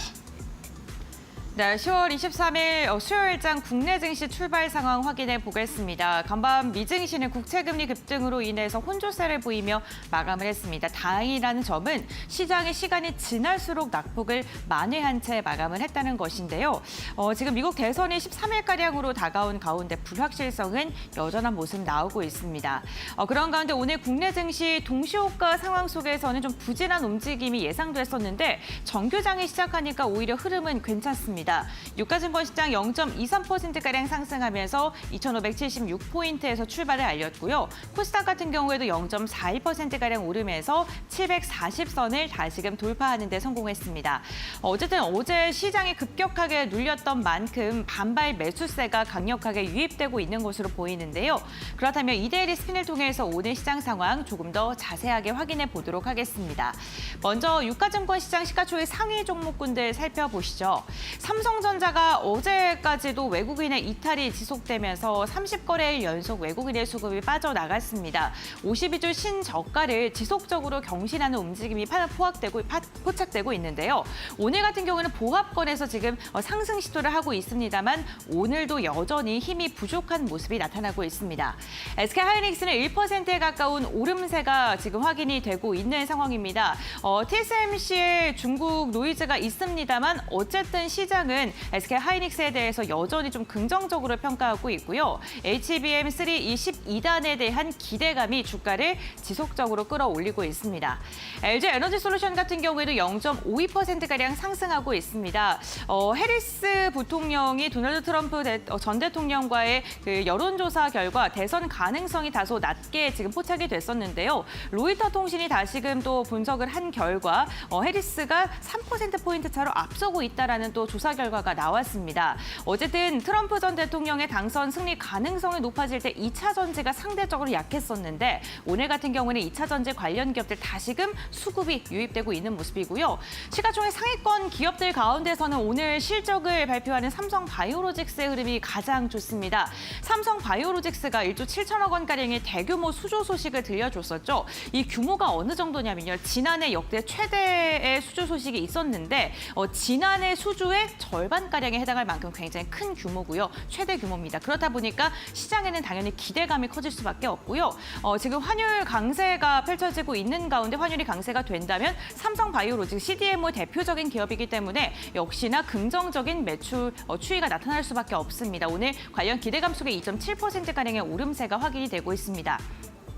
완성차 기업들 확인을 해보자면요. 현대차가 0.6%가량 상승하고 있는 반면에 기아는 0.4%가량의 하락으로 다소 엇갈린 모습 나타나고 있습니다. 인도 시장에 상장된 현대차 그룹의 인도 법인이 7%가량 정규장에서 빠지면서 마감을 했습니다. 오늘은 또 어떤 모습을 보여줄지 체크해 보셔야 될 것 같고요. KB금융의 상승력이 최근 무섭습니다. 시가총액의 계단을 한 계단 한 계단 올라가고 있는 모습이 나오는데 오늘 같은 경우에는 한 걸음 쉬어가는 분위기고요. 실현지 지수는 보합권에서 눈치 보기, 메리츠 금융지주도 오늘 한 걸음 쉬어갑니다. HD 현대중공업이 2.9%가량의 오름세 나오고 있습니다. 어제도 조선주 괜찮았었는데 오늘도 조선주들 좀 체크를 해보셔야 될 것 같고요. 카카오 지금 AI에 대한 기대감이 다시금 나오면서 1% 이상의 상승력 나타나고 있고 네이버 같은 경우에도 0.8%가량의 오름세가 포착되고 있습니다. 오늘 시장 시가총액 상위권을 보게 된다면요. 최근 부진했던 2차 전지 관련 기업들 매수세 들어오고 조선주, 바이오주 괜찮고요. 상대적으로 시장에서 주목을 받았던 보험주와 증권 관련 종목들은 쉬어가고 있다는 점 확인해 보시면 좋을 것 같습니다. 그럼 계속해서 코스닥 시가총액 상위 종목군들 살펴보시죠. 네, 코스닥 시가총액 상위 종목군들 보게 된다면요. 전일 전반적으로 시총 상위권에 있는 기업들 좋지 않았습니다. 오늘 같은 경우에는 반발 매수세가 강력하게 유입되고 있는데요. 에코프로 그룹주도 일제히 상승 출발했고요. HLB도 0.1%가량의 오름세가 확인되고 있습니다. 오늘 상위권 기업들 가운데 눈에 띄는 종목은요. 클래시스가 2.6%가량 상승하고 있고요. 셀트리온제약도 1%가량 오름세가 나타나고 있습니다. ABL바이오가 3% 이상의 상승력이 나타나면서 오늘 제약 바이오 관련 기업들 전반적으로 시세가 좋습니다.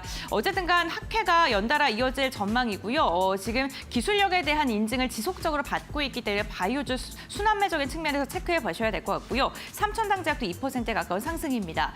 게임주들의 흐름 좋습니다. 앞서서 게임주들에 대한 언급 주목해 봐야 된다라는 이야기를 박수범 대표가 해주셨습니다. 그런데 오늘 펄어비스가 3% 이상의 강한 상승 나오고 있다는 점 체크해 보시면 좋을 것 같고요. 전반적으로 어제 많이 빠졌던 만큼 반발 매수세가 코스닥에서 유입되고 있습니다.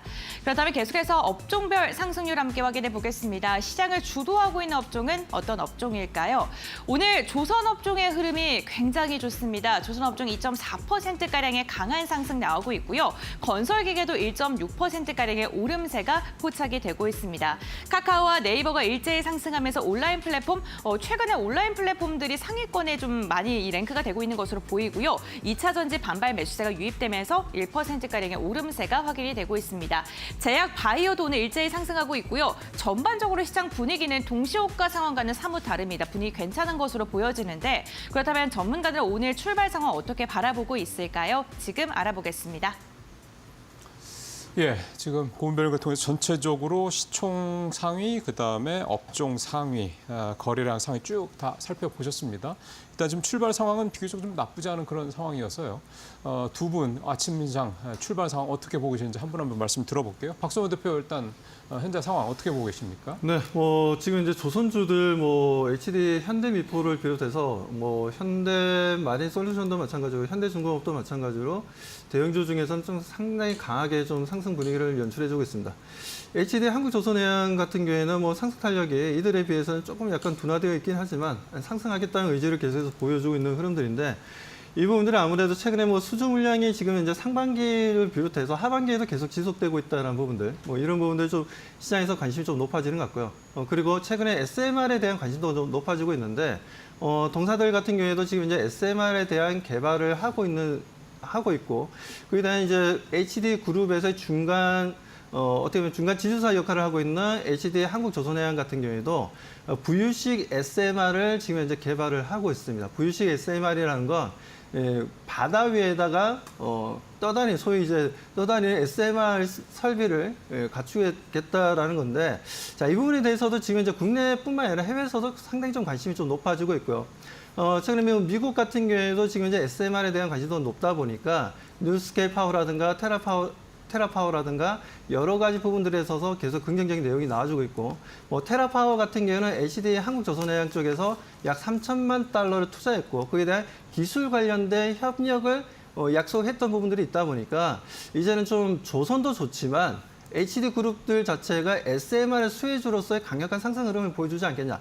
물론 지금 HD 그룹뿐만 아니라 지금 이제 삼성중공업이라든가 하나오션 또한 지금 이제 SMR에 대해서 상당히 좀 관심이 높은 상황이고, 외국 기업들과 지금 이제 계속해서 조인을 해 나가는 분위기이기 때문에 그런 부분들에 있어서 우리가 그동안 SMR이라고 한다면 한전기술 아니면은 두산 에너빌리티를 비롯한 여러 업체들을 우리가 생각할 수 있는데, 그게 아니라 지금 이제 조선주들이 하나의 SMR 시장에 하나의 그 중심축이 될 수도 있겠다라는 판단이 좀 들고 있습니다. 그렇기 때문에 이 관련 종목들에 대한 움직임들을 좀 긍정적으로 바라볼 필요가 있다. 그러니까 지금 이제 조선 수주도 좋지만 SMR을 통한 앞으로의 성장성에 대한 미래 성장성에 대한 기대감도 높아지다 보니까 오늘 같은 시장에서도 시장을 좀 주도하는 움직임을 보여주고 있고요. 자, 여기에다 지금 제약바이오주들의 움직임들이 최근에 좋았는데 삼성바이오로직스가 지금 현재 1.8% 정도, 약 2% 정도 상승 분위기를 보여주고 있습니다. 자, 오늘 보니까 또 미래에셋 쪽에서는 삼성바이오로직스의 목표가를 135만 원까지 좀 높였습니다. 그만큼 멀티플을 많이 죽인다라는 건 그만큼 지금 현재 어떻게 보면 삼성바이오로직스가 CMO 사업과 CDMO 사업 쪽으로 인해서 지금 현재 글로벌 빅파마 1위부터 20위까지 중에서 17개가 고객사라는 겁니다. 그만큼 지금 이제 영업망을 상당히 좀 확충되어 있는 부분들이고 거기에 대한 생산 캐파도 또 증가하고 있는 추세이기 때문에 삼성바이오로직스 오늘 실적 발표가 있습니다. 그러다 보니 미리 선반영되어서 움직임을 좀 보여주고 있고 오늘 같은 경우에 지금 현재는 뭐 어제는 좀 110만 원을 좀 돌파했다가 좀 밀리는 흐름들이었지만 다시 한 번 더 지금 현재 상승 분위기를 연출해주고 있고 오늘도 110만 원 이상의 상승 분위기를 좀 기대해봐 좋지 않나. 그리고 실적 같은 경우는 상당히 서프라이즈로 좀 기대하고 있어서 장중에 발표가 된다면 지금보다 더 추가적인 상승 흐름들 기대해도 좋다라고 보고 있습니다.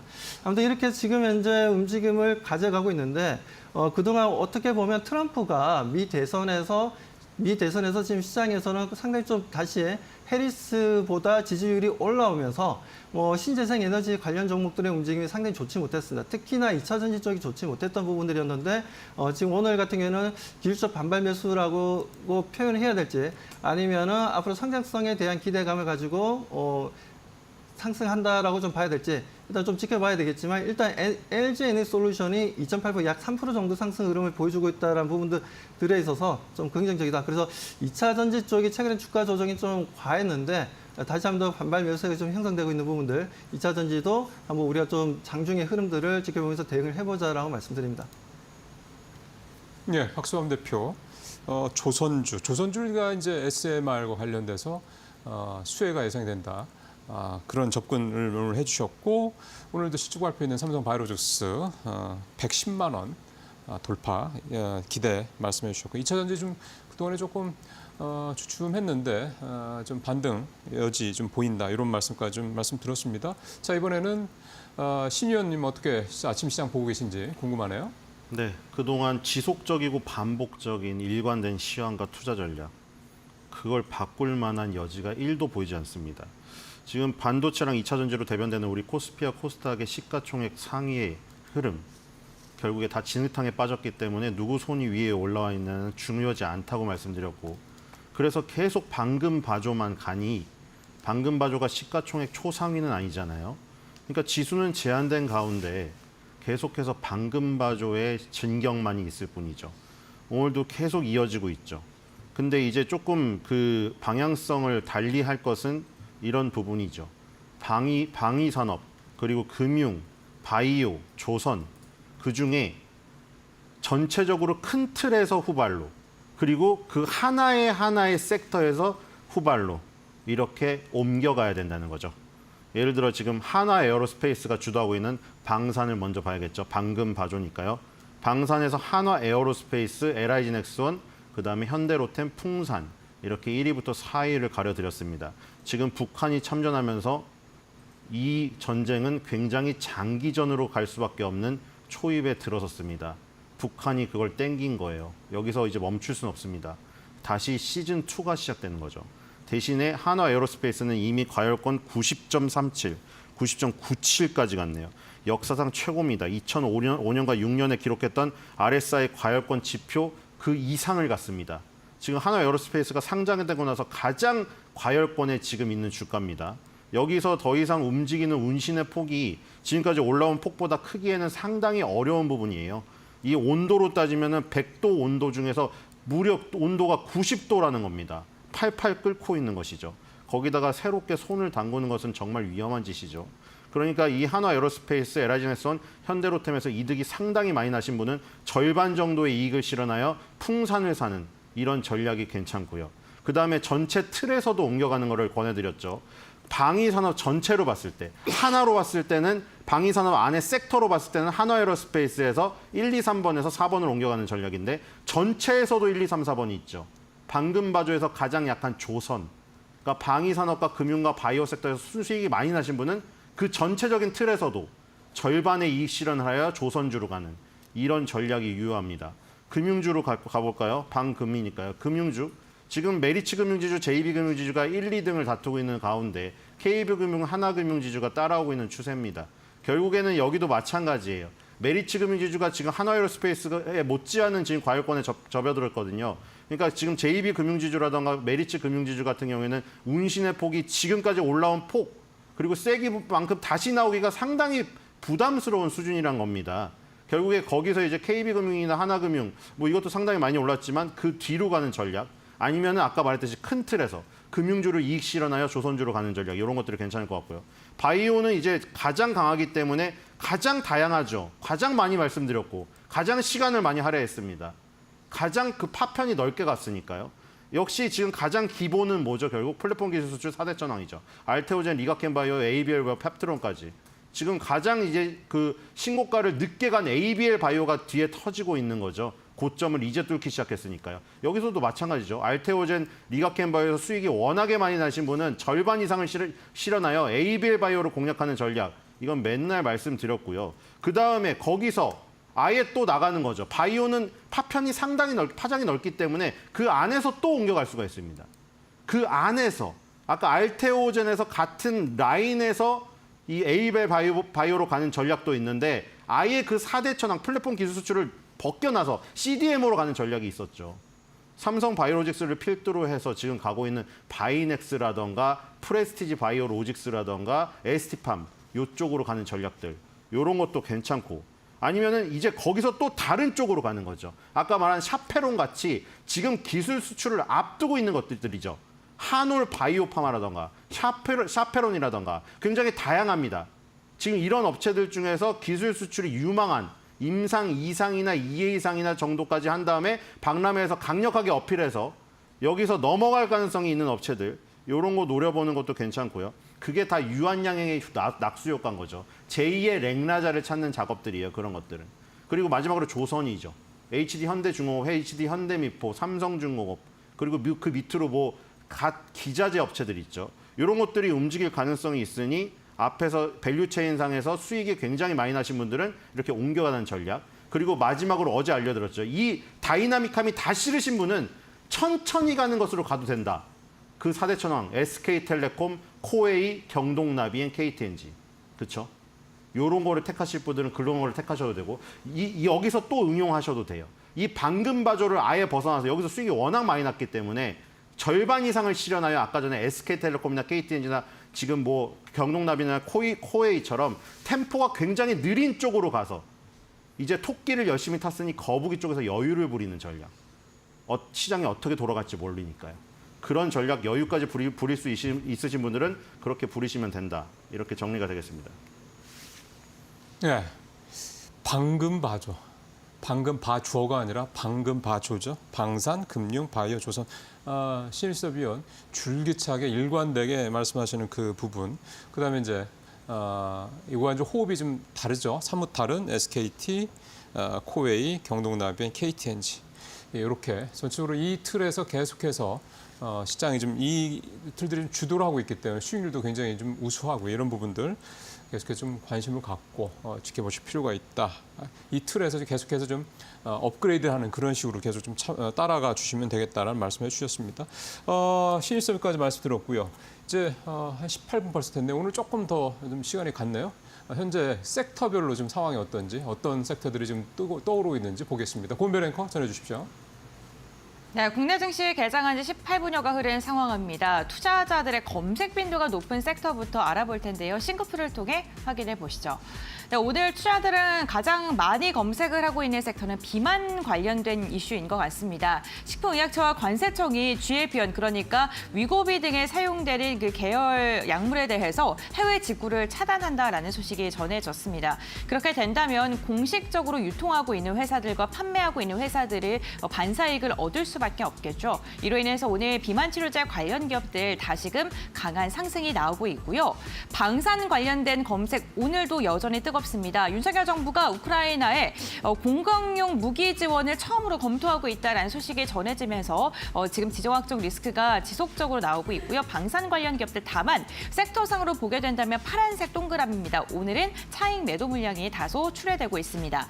연관돼서 원전 관련돼서도 오늘 검색 여전히 뜨겁습니다. 조선과 관련해서 검색이 오랜만에 또 상위권에 이름을 올리고 있습니다. 신조선가가 다시금 최고치를 경신할 수 있다라는 분석이 나오면서 조선 관련된 기업들 오늘 시세를 이어가고 있고요.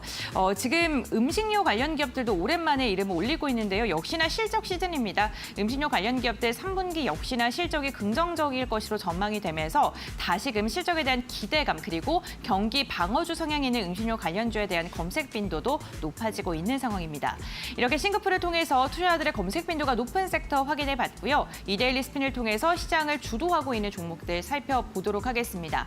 먼저 상승률 상위 종목부터 알아보도록 하겠습니다. 오늘 상승률 상위 종목군들의 흐름을 보게 된다면요.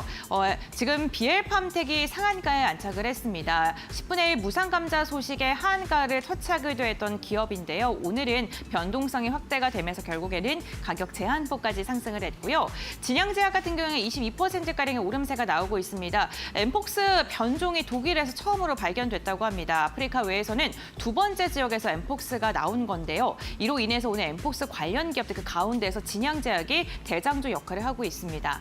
치매 치료제 그리고 비만 치료제 관련 기업들 오늘 여전히 뜨겁습니다. 한국파마, 네이처셀이 상위권에 이름을 올리고 있고요. 방산 관련 기업들 가운데서 최근에 변동성이 굉장히 강하게 나오고 있는 기업이 한일단조죠. 12%가량의 오름세가 나오고 있고요.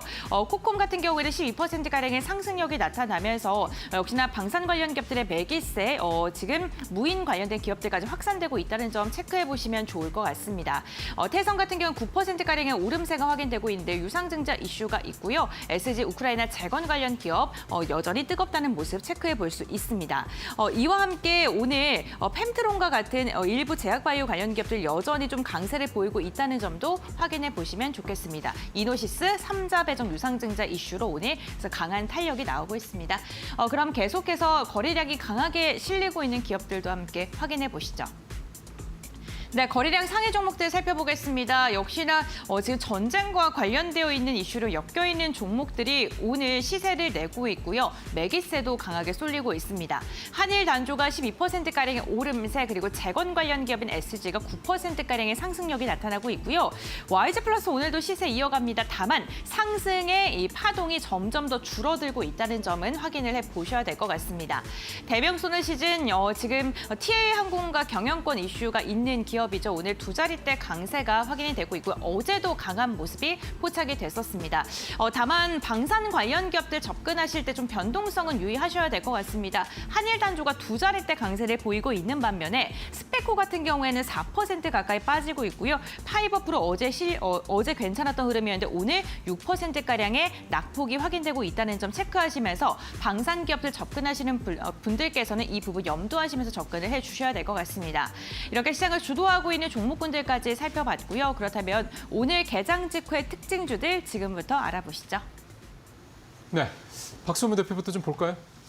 네, 앞에 제가 조선 쪽도 좀 말씀을 좀 드렸던 부분들이었는데 지금 현재 우리가 지금 한미 반도체가 최근에 좀 많이 좀 조정을 받았지 않습니까? 그렇죠. 그런데 지금 현재 2% 정도 반등을 좀 보여주고 있습니다. 자, 이런 흐름들이 좀 나왔던 이유 중에 하나가 최근에 TC 본딩을 두고 노이즈가 좀 강했습니다. 우리가 TC 본딩이 지금 현재 SK 하이닉스 입장에서는 아무래도 멀티밴드를 좀 가져가는 게 납품 단가를 조금 줄일 수 있다는 부분들에 있어서 그런 부분에 있어서 최근에 ASMPT라는 회사에 TC 본딩을 수십억 대를 매입했다는 얘기가 좀 나왔습니다. 그러다 보니까 그렇다면 이제 한미 반도체가 이제 밀리는 거 아니냐? 그동안 SK 하이닉스에 독점적으로 납품했던 한미 반도체가 이제는 외국계 기업이 ASMPT에 밀리는 흐름들이 좀 나와주고, 그리고 우리가 하이브리드 본딩 한다면 아무래도 지금 현재 네덜란드 배시도 좀 봐야 되지만 지금 이제 하나 정밀 기계죠.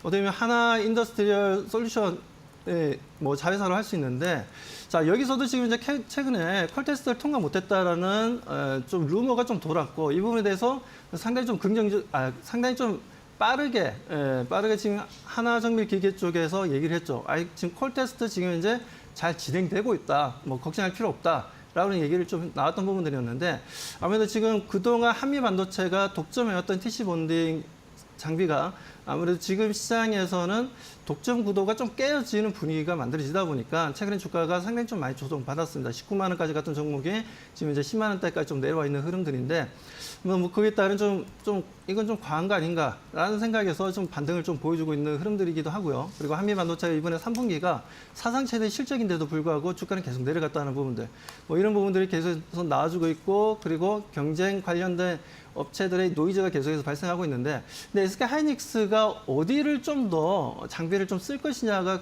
상당히 좀 관건인 것 같은데, 일단 지금 이제 한미 반도체 쪽보다는 ASMPT의 장비에 대해서 좀 더 신뢰를 가지고 좀 더 구매를 많이 하는 것 같아요. 뭐 그런 흐름들을 나와주는 이유는, 원래 우리나라는 이제 본딩 장비 쪽은 후발주자입니다. 원래 좀 네덜란드 배시라든가 SMPT가 원래 시장을, 전 세계 글로벌 시장을 주도하는 움직임이었는데, 한미 반도체가 후발주자이긴 하지만 그래도 어느 정도 커스터마이징을 하면서 SK 하이닉스가 원하는 제품들을 그게 맞게끔 해줬던 부분들이었습니다. 하지만 그 부분들 커스터마이징 부분에 있어서 그동안 SMPT 같은 경우에는 사갈 테면 사가라. 우리는 커스터마이징 안 한다. 우리 제품을 그대로 쓰든지 아니면 사지 않든지 선택을 해라. 그 부분이 좀 강했어요.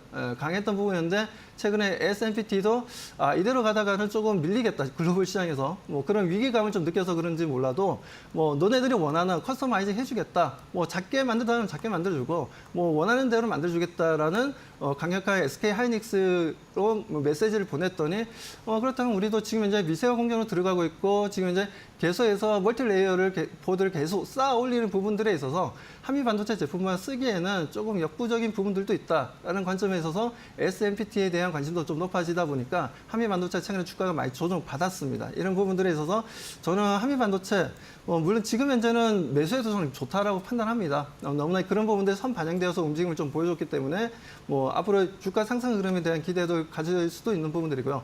그리고 한미 반도체 아시다시피 지금 이제 부회장의 자사주 매입도 최근에 좀 했습니다. 약 50억 정도 한 걸로 알고 있는데, 그런 부분들 또한 투자 심리에 조금 긍정적인 영향을 좀 주지 않을까. 그렇다고 해서 뭐 한미 반도체가 앞으로 TC 본딩 시장이라든가 전체적인 하이브리드 본딩 시장이 어떻게 흘러갈지는 계속해서 우리가 체크해 나가야 되겠지만, 일단 한미 반도체 같은 경우에는 너무 과도하게 지금 이제 내려왔다. 그리고 4분기 실적에 대해서는 그래도 3분기 실적만큼은 나오지 않겠냐라는 기대감도 좀 있다 보니까, 그래서 이제 일단 기술적 반등이 되었던 어떤 반등이 되었던 간에 단기 반등은 좀 가져갈 것으로 보고 있고요. 지금 현재 한미 반도체가 10만 800원을 보여주고 있지만, 그래도 최소한은 지금 13만 원 정도는 기술적 반등이 좀 나와주지 않겠냐로 바라보고 있고, 미래 성장성에 대해서도 우리가 계속 체크해 나가자고 말씀드립니다. 자, 좀 타이트하게 가보겠습니다. 신일수 위원님, 특징주 어떤 거 보십니까? 네, 뭐 방금 바조에서 이제 방산이랑 바이오가 강해서 빠방한 포트폴리오로 티어 또 나와서 다른 얘기를 드렸었잖아요. 근데 지금 바이오에서 유한양행과 알테오젠, 그리고 방산에서 하나에어로스페이스가 1등주라고 말씀드렸는데, 아까 절반 정도 이익 실현을 하여 후발주로 가는 전략을 말씀드렸잖아요. 근데 발 빠르신 분들은 이번 주에 전략 매도하는 것을 권해드립니다.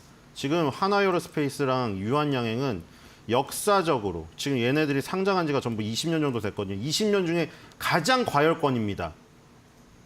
그 얘기는 뭐죠? 20년 만에 고점이 될 수도 있다는 얘기죠. 알테오젠도 마찬가지예요.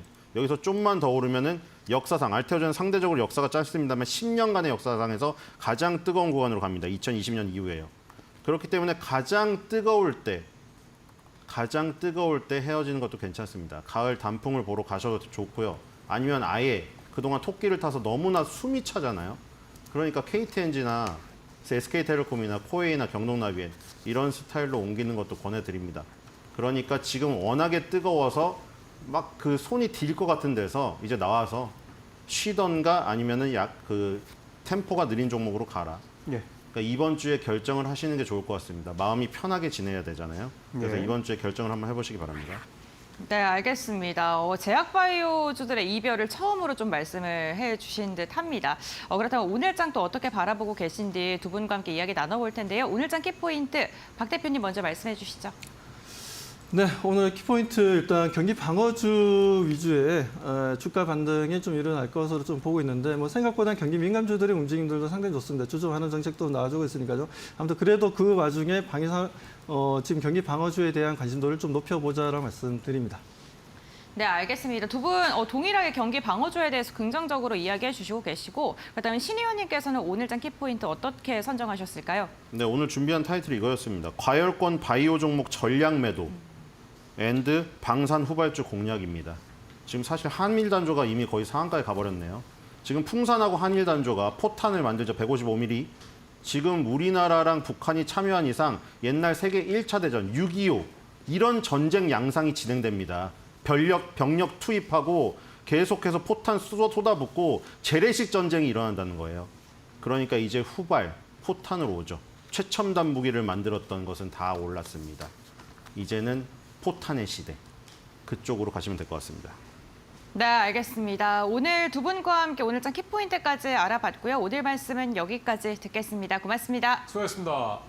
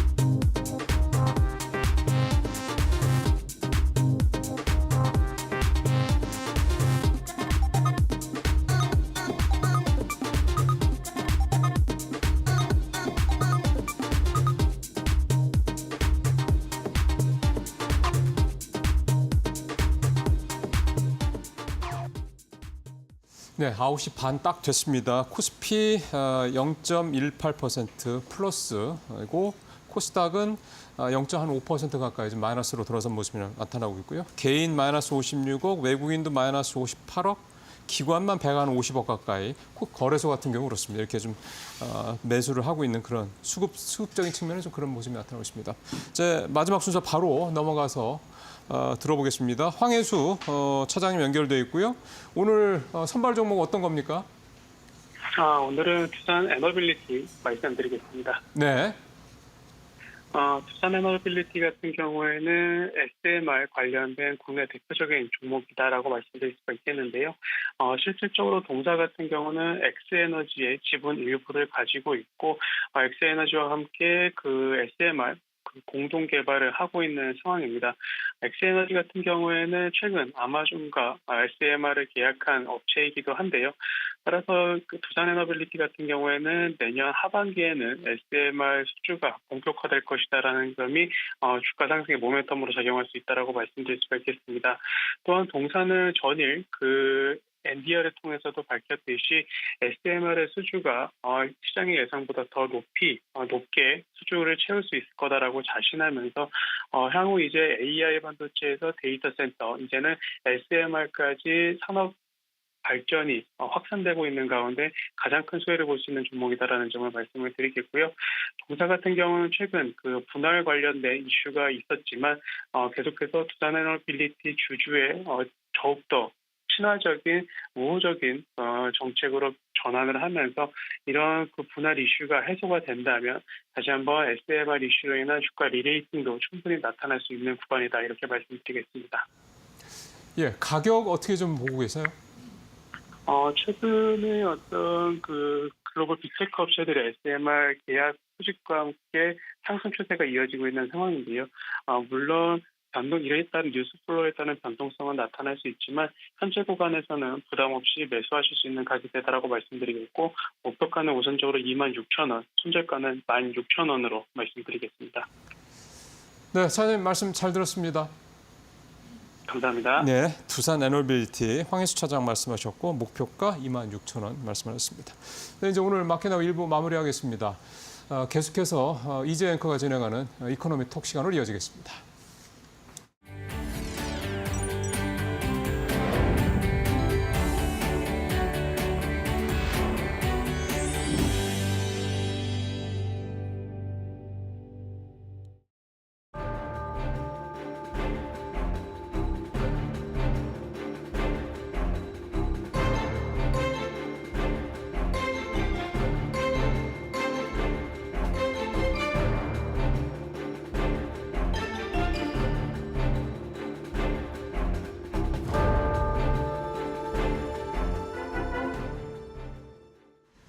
네, 이코노미톡 시작을 하겠습니다. 이 두산그룹이요, 사업 재편 이런 부분을 다시 재시도하고 있는 상황입니다.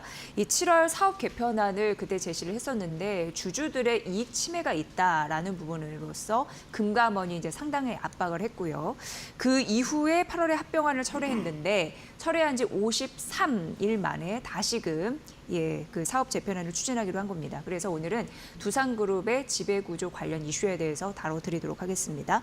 자, 박주근 리더스 인덱스 대표와 함께하겠습니다. 어서 오십시오, 대표님. 네, 안녕하세요. 네, 그러니까 골자는 그겁니다. 이제 두산그룹이 이 사업 지배구조 개편 다시금 이제 추진을 하는데 두산 에너빌리티에서 두산 밥켓을 떼어내서 두산 로보틱스 자회사로 이게 두는 것, 요것이죠. 네. 예.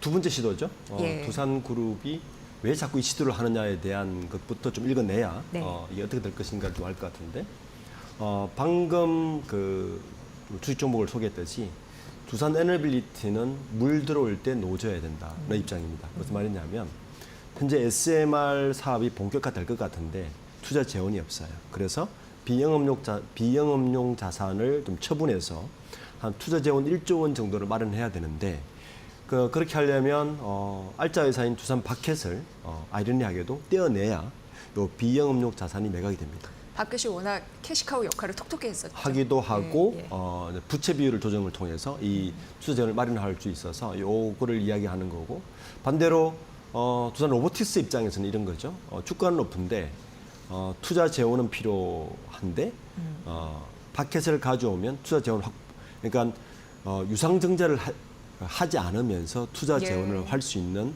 방법이 되는 거죠. 그래서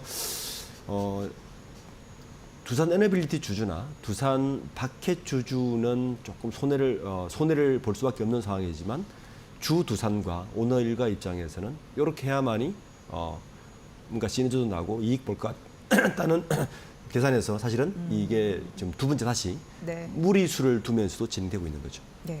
그러니까 두산 로보틱스는 이제 매년 적자를 내는 기업이잖아요. 네. 네, 그러니까 실탄이 부족하니까 두산 바켓의 현금 력이 굉장히 중요한 그런 상황이고요. 도와줘야 되는 상황이니까. 네. 어쨌든 그렇고 두산 에너빌리티 같은 경우에는 1조 원이 들어오게 되면 또 마중물 역할을 해서 계속적으로 뭔가 사업을 벌릴 수 있는 거고 뭐 이런 계산을 기업에서는 하고 있습니다. 그리고 두산 에너빌리티 사실 추가 수출 기대감이 높은 건 사실입니다. 그렇죠. 최근 원전 그런 분위기가 좀 무르익어서. 근데 이제 두산그룹 측이 이런 얘기를 했습니다. 주주들에게 조금 더 많은 주식을 지급하는 방향으로 우리가 지배구조 개편안을 짰다라고 했는데 그렇다면 기존안과 뭔가 달라진 부분이 있을 겁니다. 왜냐하면 대표님 말씀하셨듯이 이번이 두 번째 시도니까요. 네.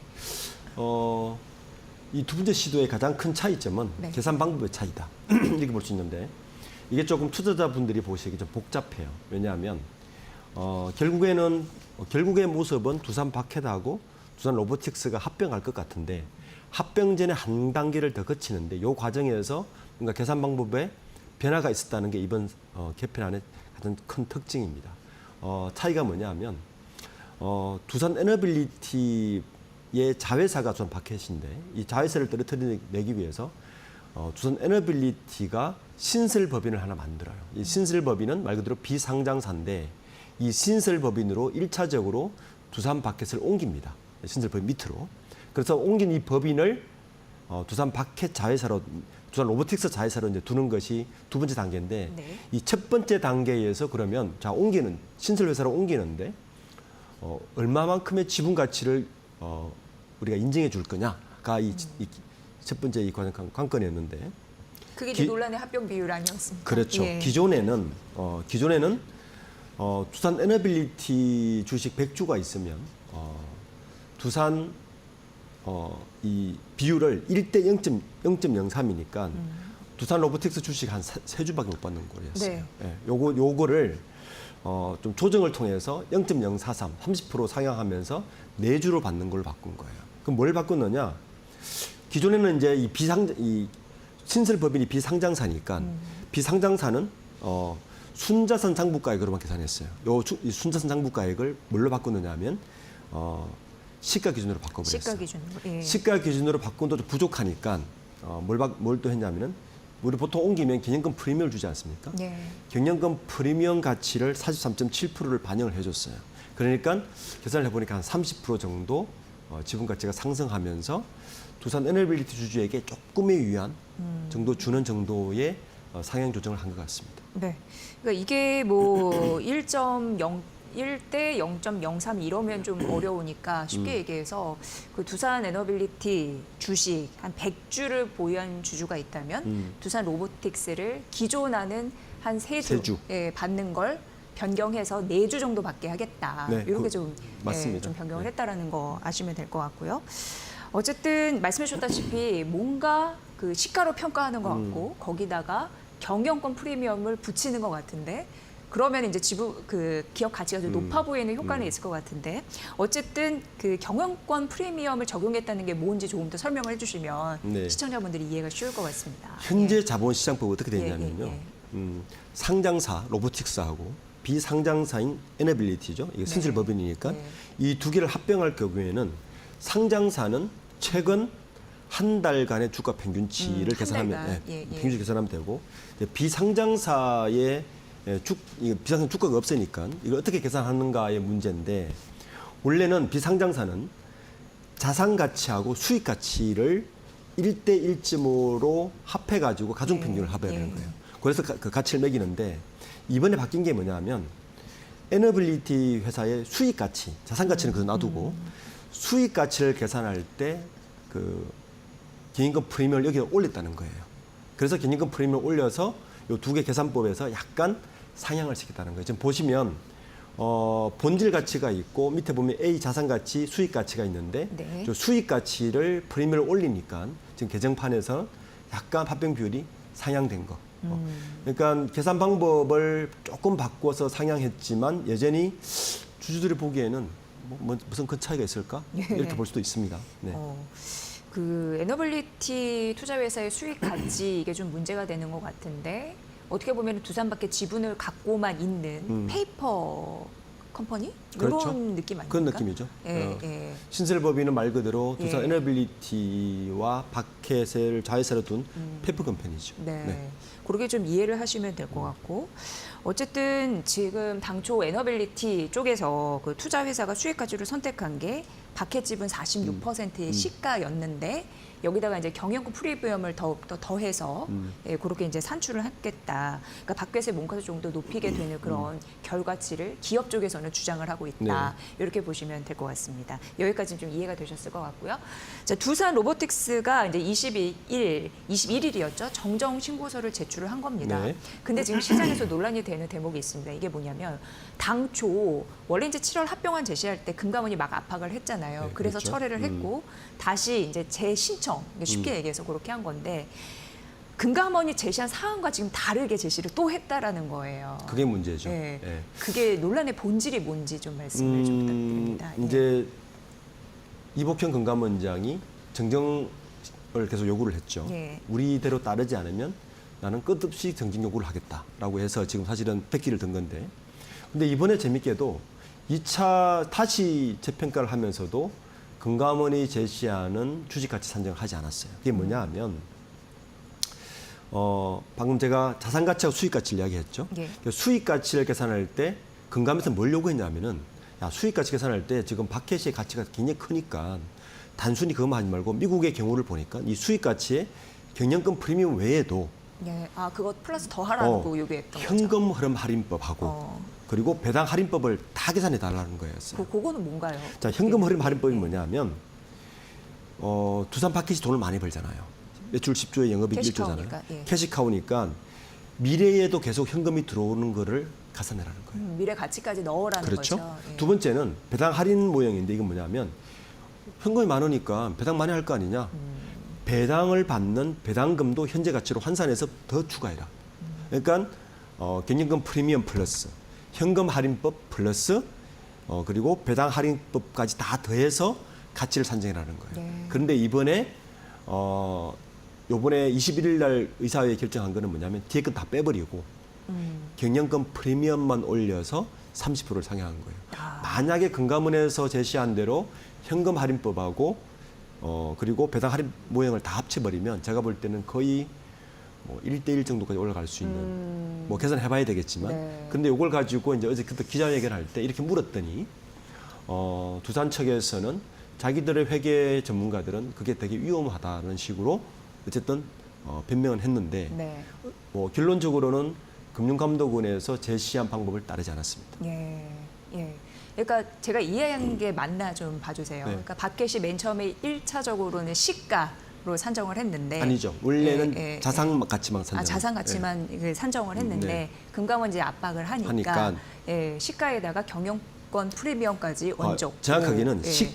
그러니까 자산 가치만 산정했는데 네. 자산 가치를 빼버리고 예. 시가에다가 자산 가치를 빼버리고 시가에 비상장사지만 두산 네. 파켓의 시가 플러스 기념금 프리미엄을 합쳐서 제시를 한 거죠. 네. 네. 근데 당초 금감원 같은 경우에는 미래 수익 지표를 조금 더 당겨와서 그렇죠. 예, 현금 흐름 할인이나 말씀해 주셨다시피 배당 할인 모형을 할 것을 주문했는데 네. 이런 거 싹 빼고 그렇죠. 결국은 그 시가 플러스 경영권 프리미엄 요게 더해진 거다. 맞습니다. 예, 이렇게 좀 생각을 하면 네. 되는 거죠. 예.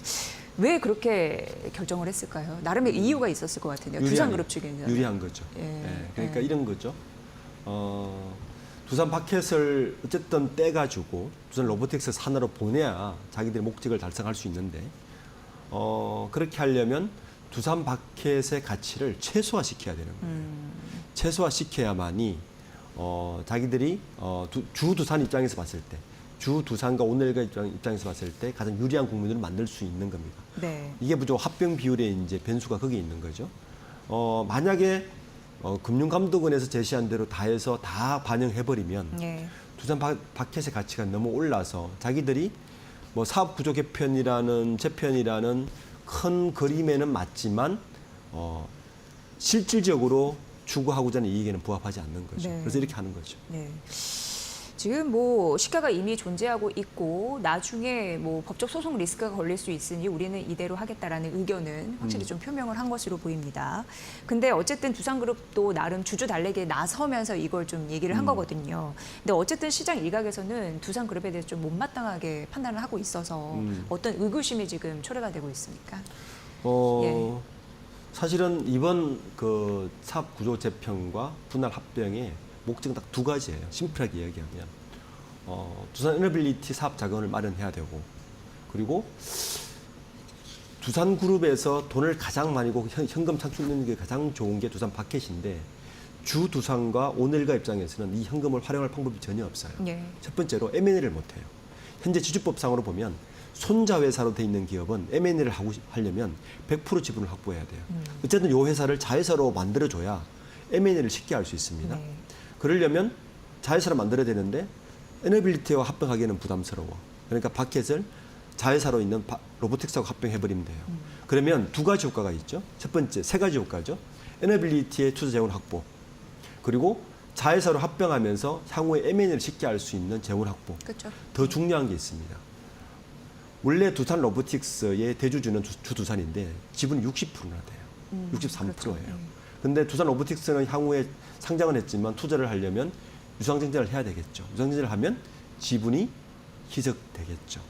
근데 파켓을 합병해버리면 지분 희석 없이 알짜 회사가 자회사가 되면서 예. 많은 배당금을 가져갈 수 있는 배당금 재원이 확보되고 예. 오늘가 입장에서는 그리고 이 돈으로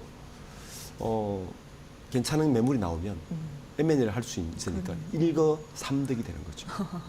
그런 계산이 있군요. 네. 지금 시장의 시선은 또 이복현 금감원장에게 향하고 있거든요. 왜냐하면 될 때까지 한번 내가 지적을 해보겠다 네. 이렇게 팔을 걷어붙였기 때문에 근데 이렇게 개입을 사실 해도 되는 건가요? 기업 경영이나 뭐 지배구조 개선에. 사실 자본시장에 맡기는 게 제일 좋죠. 예. 그런데 이제 이런 딜레마에 빠져 있는 거죠. 이복현 금감원장은 지난해 말부터 끊임없이 코리아 디스카운트를 해소해야 된다, 밸류업을 해야 된다고 끊임없이 주장하고 있는데 지금 시장에서 흐르고 있는 SK그룹의 뭐 사업 구조 개편이나 특히 두산 같은 경우를 보면 그 흐름과 역행하고 있는 모습을 계속 보이니까 정책상 되게 부담스러운 거죠. 이들이 놔뒀다가는 이 자본시장이 계속 이렇게 혼탁해질 수 있지 않을까라는 생각에서 질서 확립 차원에서 아마 계속 요구할 가능성이 좀 크다 봅니다. 네. 그리고 또 지금 온라인 파트너스도 주주환원 정책도 나왔는데 이런 부분을 좀 잘 생각을 해보셔야 될 것 같습니다. 어쨌든 그렇죠. 논란의 중심에 서 있습니다. 지금 두산그룹 지배구조 개편 이슈인데 이제 130주년 앞두고 있어요. 어쨌든 주주들의 마음을 잘 얻기를 바라겠습니다. 오늘 두산 지배구조 그룹 이슈에 대해서 말씀드렸습니다. 자, 박주건 리더스 인덱스 대표와 함께했습니다. 대표님 잘 들었습니다. 네, 감사합니다. 네, 오늘도 뭐 시장이 강하지는 않습니다. 그래도 대형주가 선방을 하고 있고 조선 섹터 강하고요. 반도체 좀 올라오고 있습니다. 잠시 후 이어지는 마켓나우 2부에서 조금 더 자세한 오전장 전략 세워드리도록 하겠습니다. 잠시만 기다려주세요.